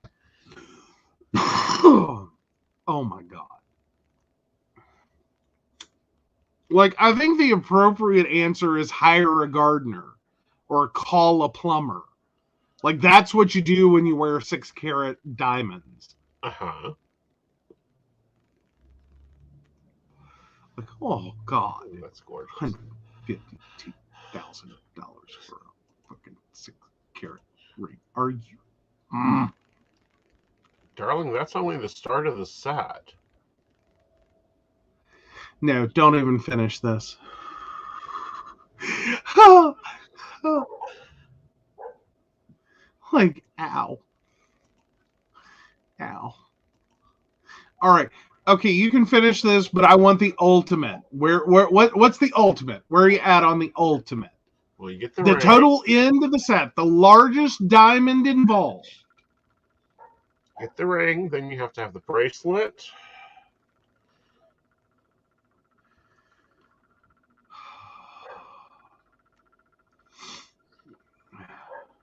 Apparently for that, you just want what? The, diamond from fucking Titanic? No, I do not want the hoop diamond.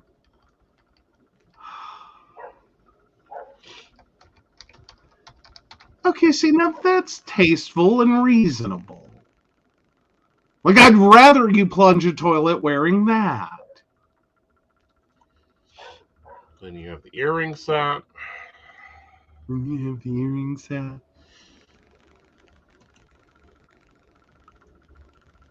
It is physically painful for me.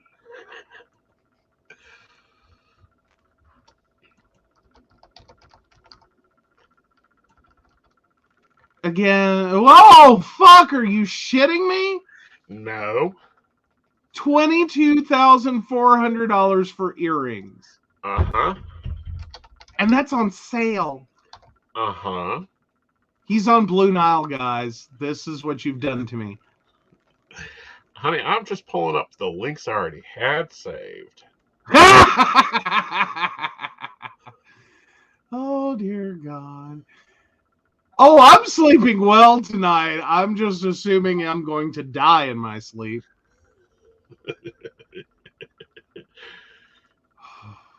Like, you know how you have that dream where you're falling and then you suddenly wake up? If I have that dream tonight, I'm going to the furthest depths my dream will take me.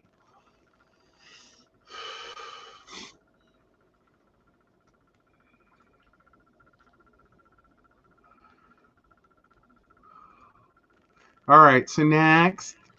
Well, then you have the day necklace. The day necklace? Mm-hmm. What? This is the everyday necklace. Oh, the everyday necklace. Small. It's small. It's 3.1 carats. It's small.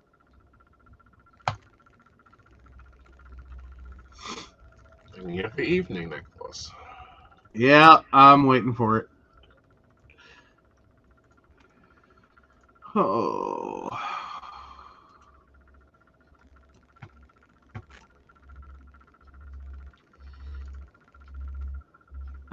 I'm sorry, that's a truck.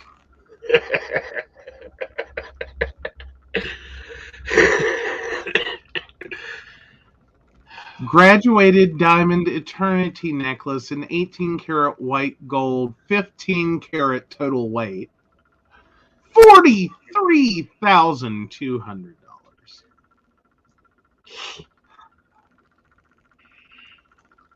Honey, Yeah. I'm gonna laugh when you wear. Like, I'm just gonna tell you now. When you wear either, okay, the day necklace, I'm not gonna laugh, but on that evening one, when we go out to finally somewhere that allows for that to be worn, and you spill food all over it, I will laugh. For $43,000, I am allowed to point and laugh at the fact that there is a fucking chili bean balanced on a $43,000 necklace. That a $43,000 necklace has the entire condiments of your hot dog on it.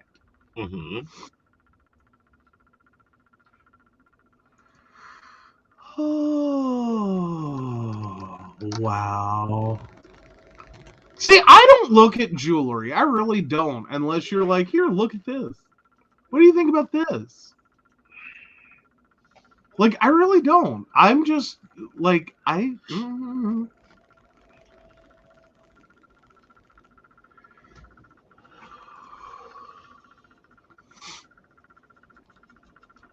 like, I'm on this front, I'm cheap.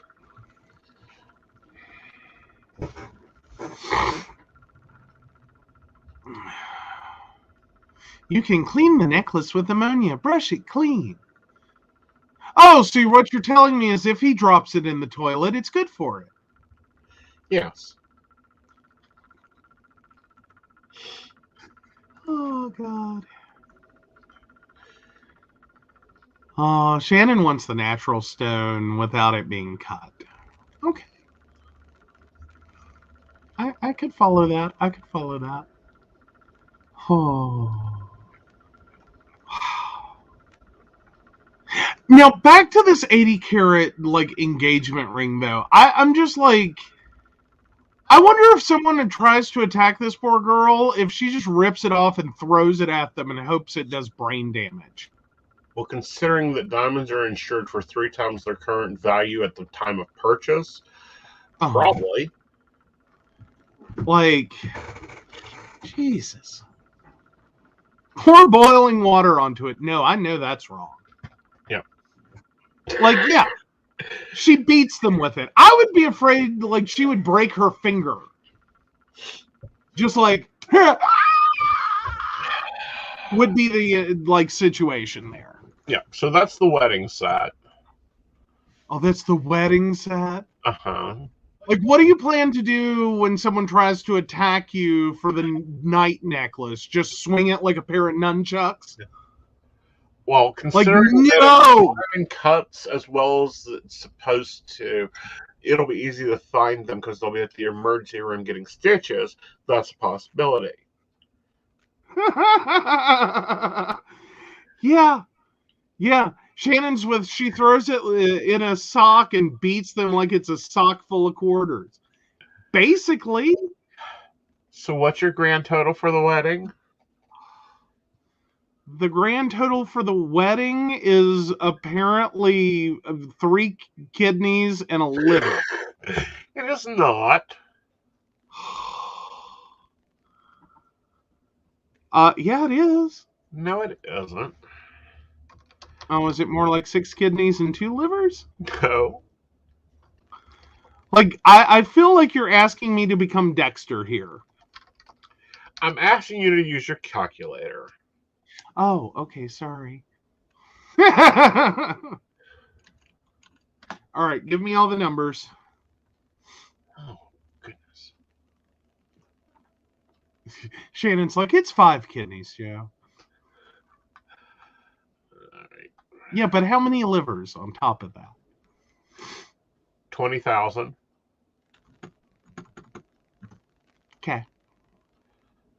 5. Okay. 22,500. Okay. $3,359.20. Oh, because we got to get the $59.20 in there. Because And that's the significant digit I care about. 48,000.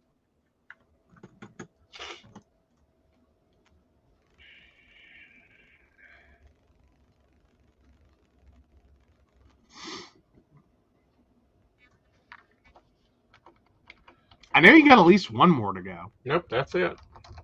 No. There's one more. It's $150-some thousand. Okay, yeah, the ring.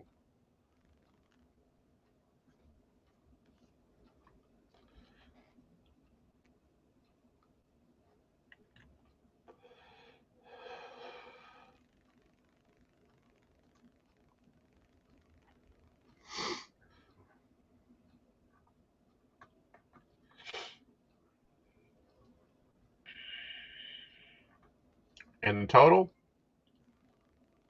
No. It was 150 what thousand. That's what I needed to know to get a total. It's like 152 or 153 for the 6 carat. That wasn't the engagement ring. Oh, okay. Then it's $98,859.20. Uh-huh.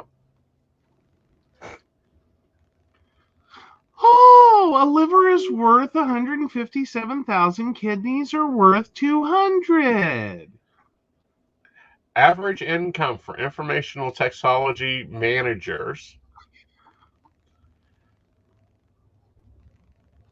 currently is $172,000. Uh-huh.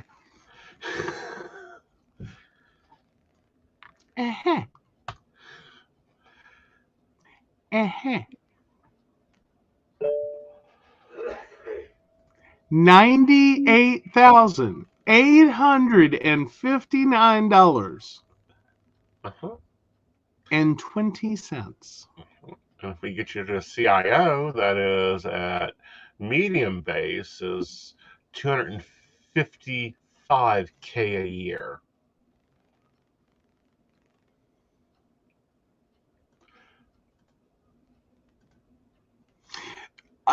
Like here's where I'm at, dear. I think for our relationship to continue, how about we just price that out with a second job? At like $12 an hour. Okay. And then whatever I make at that second job, you can spend on jewelry. Okay. Oh, plus annual bonuses, plus bonuses. Mary, where the hell have you worked in the last 10 years? Bonus my ass. Do you know what I used to get as a bonus? A $50 fucking card for a goddamn turkey. Like, that was our annual bonus. Until the year they decided that was too much.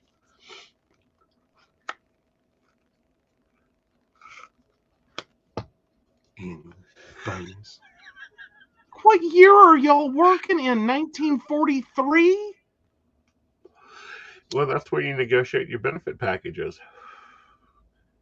Oh, yeah. With a guaranteed annual bonus. What am I negotiating with? A fucking gun? Preferably. Hi.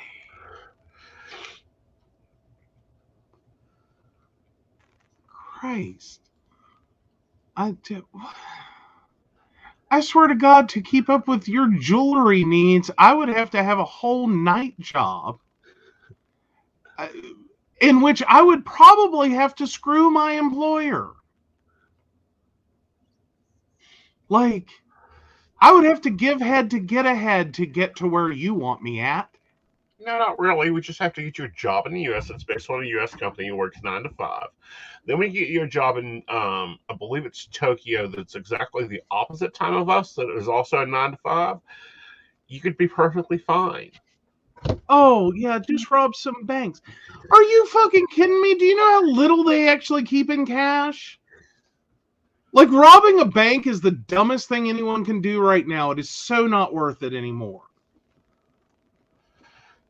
Like, dear God, those banks are worse stocked than their damn ATM in the parking lot.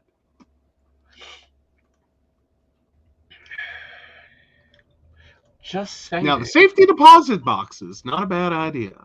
Mm-hmm. That's Just saying, it is possible. I need a quick refill. Okay. He'll be back. He has to go faint for a minute.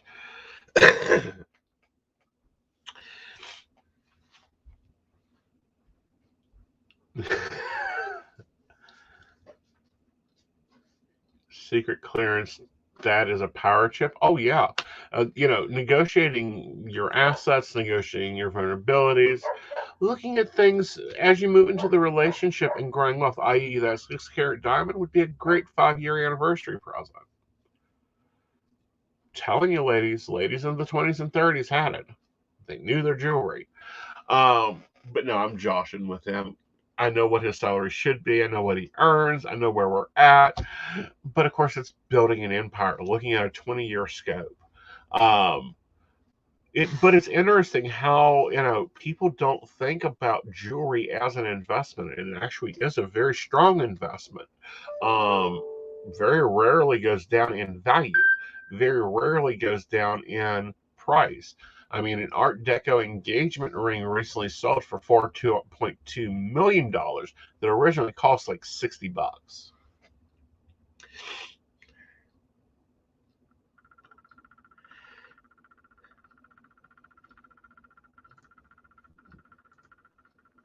So, I don't know. I think I gave him a small heart attack. Because, yes, I know my jewelry. Hello, I'm Romney. We invest in gold, silver, shiny things because we don't trust banks. So it's kind of interesting. I don't know if you guys saw it or not, but Bette Midler is actually calling on Joe Manchin. The coal miners of West Virginia are calling on Joe Manchin. This man is getting so much pressure. Of course, Mitch McClellan said that he would love to welcome him to the Republican Party since he acts like a Republican. He was supposed to be a centrist. He's not acting like a centrist at all. So, I don't know.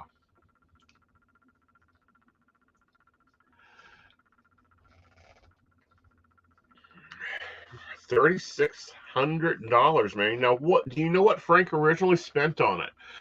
I always thought it was 1 carat per year over a gross hourly salary.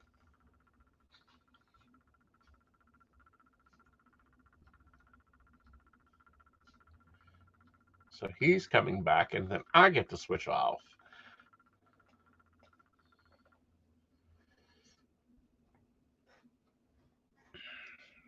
All right, I am back, and no, you didn't give me a heart attack. I'm just sitting here going, well, West Virginia's plentiful with coal. How about I just get you a coal seam and you wait? I'll be right back. Like, that's my theory. Here's your coal seam, just wait. It turns into diamonds eventually. It's a theory. Oh, 1 carat per year. That we're together? 1 carat per year we're together? Oh. So 3,600 for your ring today. Got it. You have the same. Well, talk to a lab and find out what they need to make you one that big. Apparently a Dexter level of like murder spree. Just cremate all the bodies and send them the carbon. Like, one way or another, like this is gonna be blood money. Like people gonna die.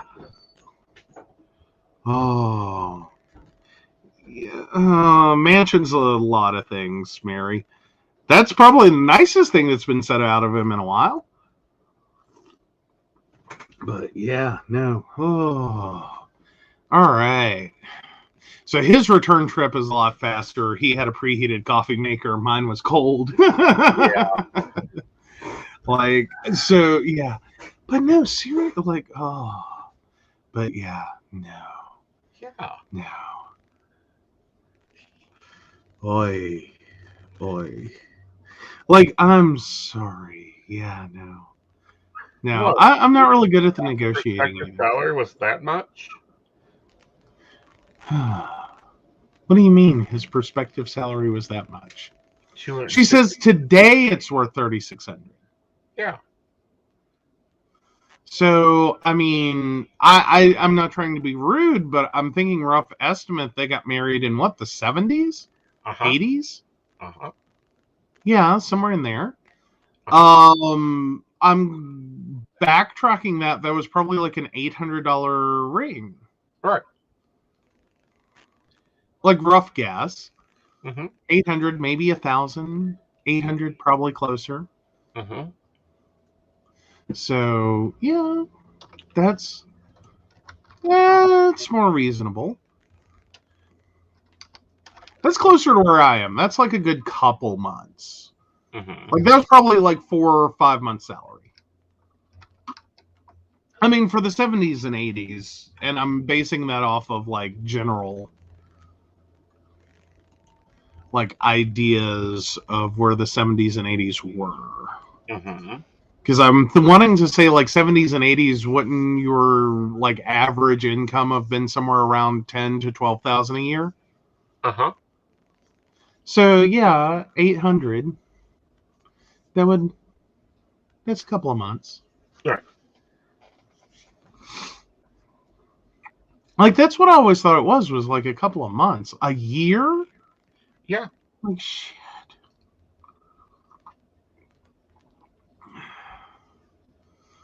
Aw, his wages doubled after they met. Uh-huh.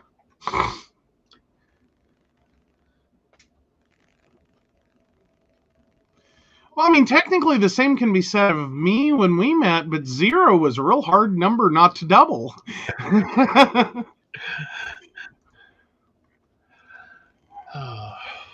Like, I had a multi-1,000% increase over previous years. Yeah.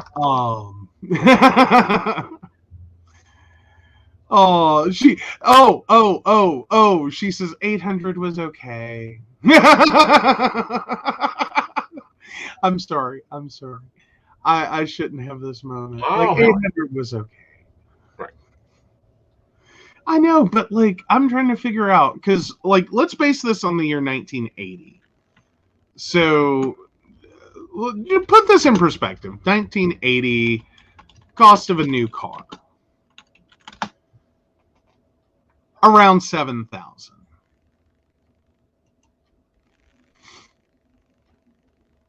So it was a down payment Uh-huh. on a brand new car.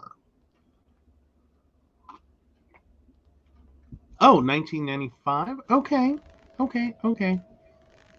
Sorry. I misunderstood. I was thinking you guys got together a lot earlier than you did then.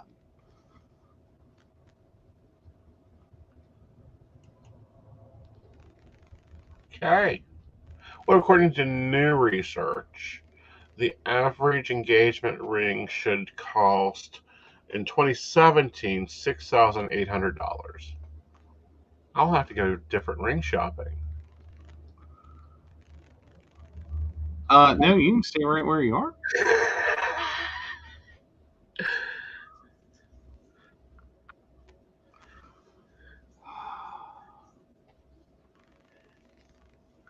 Okay, so 1995, it was a couple of weeks' salary. Yeah, 1980, well, I mean, depending upon what you buy. Like, let me scroll back up. So, like, 1980... What?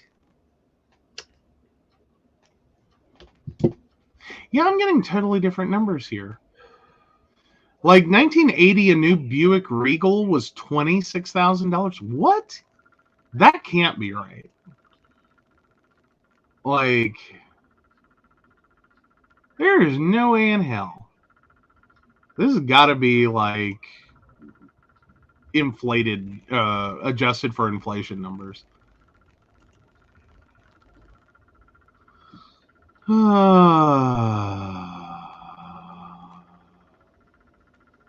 and that didn't even have the cost of a new car. Anyway, okay. Sorry, we've gone off on such a tangent. No, we haven't. It's a fun tangent. I'm not saying it's not a fun tangent. Well, it is a fun tangent. Ooh, that's gorgeous.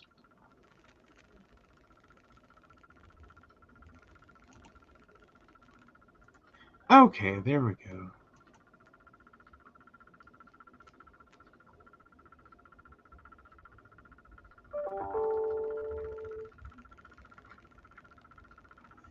But anyhow, no, we aren't, because these are debates that couples have all the time.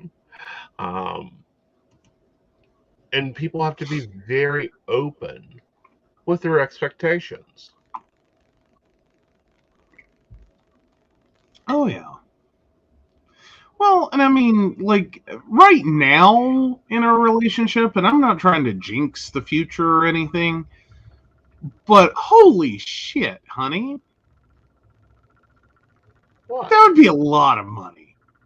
Like, that's just like, what? Literally would come down to, like, do you want me to start attacking people, knocking them unconscious, and selling their organs? No, I want you to, use the lovely plaque on the back wall there. Mm-hmm. And your skills. Oh, Jesus, a Buick V8 financed by credit union was, and you're saying 12 to 18,000, Mary? I'm just trying to follow along. Yeah. But yeah, because like I'm sitting here thinking, like 1990, I went with my grandmother, and I know that her Mercury, Topaz was like $15,999. So that was a little bit of an upmarket car, because I know it had a premium over the Ford Topaz or Ford Tempo. So I'm like sitting there trying to run it, and that was kind of a middle of the road car. Like, so that's like I bounce back and forth in numbers in my head. Because like I know my mother in 1990 bought a car for like $6,000. It was a Ford Festiva. Yeah. Yeah. Like, it was the least expensive car you could buy in 1990. Like, I don't think anything else sold for less. But I want to check that now.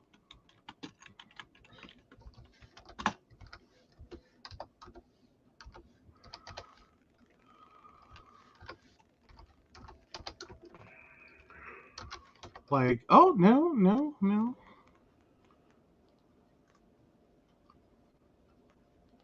The cheapest car.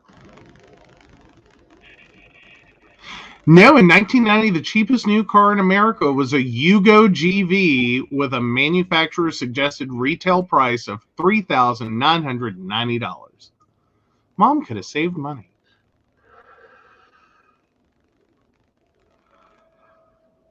Oh, Mary, if you remember it, then you either A, had the nice fuel-injected model that was actually a decent vehicle, or you remember it because you had the non-fuel-injected model, the carbureted model. And God, did that suck.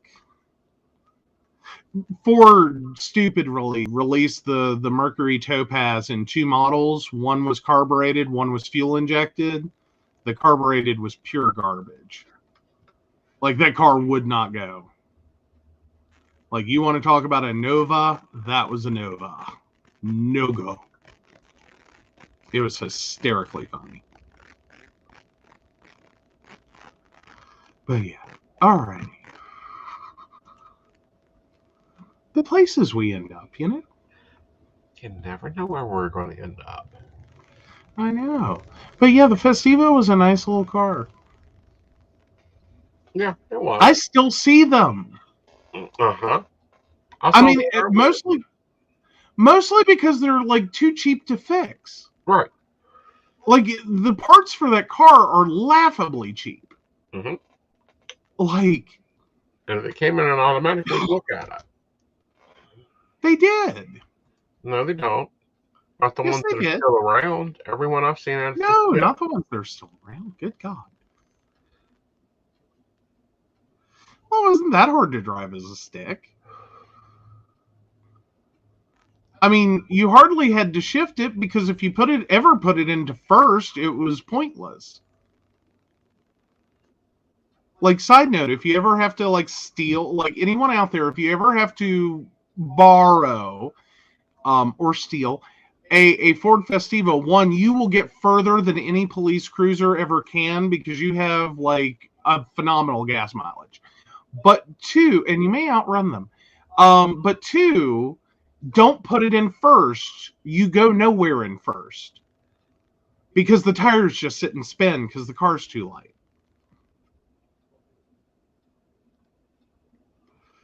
Like you spend most of your time in second gear and higher. Mm-hmm. And don't try to back up anything. If it's like the slightest incline, don't ever back up in a Ford Festiva. You won't make it. Mm-hmm. Like it had zero reverse torque. Like it was funny. I tried to back up a friend's like driveway because welcome to West Virginia. You have driveways that are like this. Yeah, it won't. I was stuck at the bottom, foot all the way down on the accelerator, and the car would not move. Mm-hmm. Like, yeah. Oh, yeah. Second gear, way easier with that. But oh, yeah. An inline four with fuel injection rocks.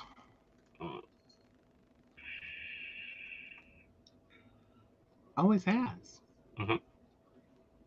Well, at least on that one up to 96 miles per hour, because apparently at 97 miles per hour, the centrifugal force of the RPMs on the engine would cause the Ford Festiva to explode. Mm-hmm.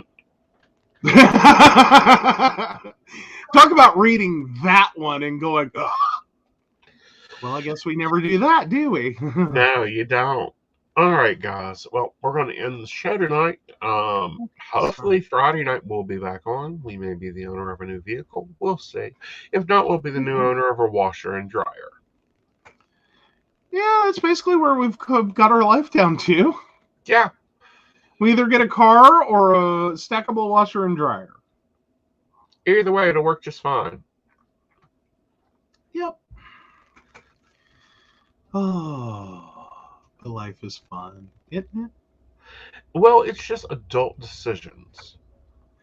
Yeah, it is. And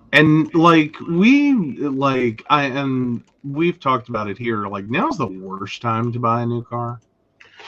So of course, or use. Well, fuck that. A new to us vehicle, a used vehicle even. Right. Like new cars hardly exist, and like used vehicles are still like the fuck you just said. Mm-hmm. In terms of price. Like what? How much? Is it plated in gold? Uh-huh. Has it been on Pimp My Ride? Did you use it for racing? Does it have a nitrous oxide system?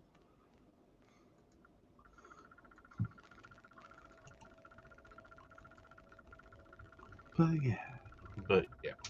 So we'll see where that is. Baristas will probably get first dibs on video of the new vehicle, maybe even some of the process of the vehicle. I don't know. I've even thought about doing, and baristas chime in your break room if you'd like to have a conversation with Aeson while he does the dishes. Because also Aeson is experimenting with the fly lady technique and trying to keep that up. which has been interesting. We just worked the house down into zones yesterday. So it's going to be a challenge to adapt to it and see how it works. Definitely a new planner video coming out in January showing you what I'm using and how my planner has changed. There is a planner video up on the YouTube. And next Psychic Coffee Shop, we will be covering my predictions for 2022. So until then, have a good night. There's a Fly Lady app? All right. Yeah, I haven't seen the app yet. Right now I'm working with, I've had to change the system because she wants me to do like one room a week, and there ain't enough cleaning in one room to do it a week. And furthermore, other spots in the house would just fall into disaster. So I've switched to zone system cleaning up to daily, like a different room every day. And I switched around her focuses. Oh, wow. Brenda's going to screenshot and send to you. Cool. We'll look at it. Right. Yeah, Fly Lady. A blast from the past. This is a cleaning system I heard about like 10 years ago. And I thought I'd try it since, it's supposed to be an hour and a half a day for housekeeping. And that's as much as I want to put into it. Yep. Absolutely. But no, we'll be talking about that. You may even get a vlog out of that. We'll see how that works out. And we will be here New Year's Eve with Mountain Bears. We will be here Christmas Eve with Mountain Bears. We will be here. So, guys, be safe. Happy Yule to my pagans. Light your candles. Get yourself through the night. This is the longest night into a new day and new birth in a lot of different directions. So until then, I want to thank our baristas.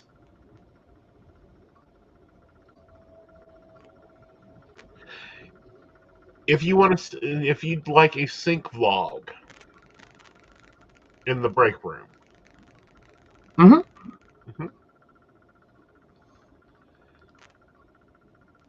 All right, Nana, take it away. All right. So, of course, we want to say thank you to all of our wonderful baristas. We really appreciate your support. And yeah, I'm waiting for them to come back around because I never can hit it quite right, can I? There are Patreons we do specifically want to thank, and those are Beverly Walker, Mika D, Kathy, Mary Winfield, Brenda Bryant, Ashley Guest, Shannon C, Shannon D, the ever wonderful Lady Gwendolyn, and Charles Shaw. If you'd like to learn more about us, the show, or how you too can become one of our lovely baristas and join us in the break room, please visit us at PCSPnetwork.com, and you can learn more about us, our Patreon page, and all the wonderful benefits you would receive. Yes. And, the little extras that they get, and they'll be getting some more for working on that. Absolutely. Yeah. All right, guys. Have a wonderful evening. Remember to do the YouTube-y, Facebook-y things like us, subscribe us, share, follow, all that fun stuff. Until do the Friday things at 9:30. Bye, y'all. This is a calm before the storm. You know what's coming, so be warned. You can't stop me now.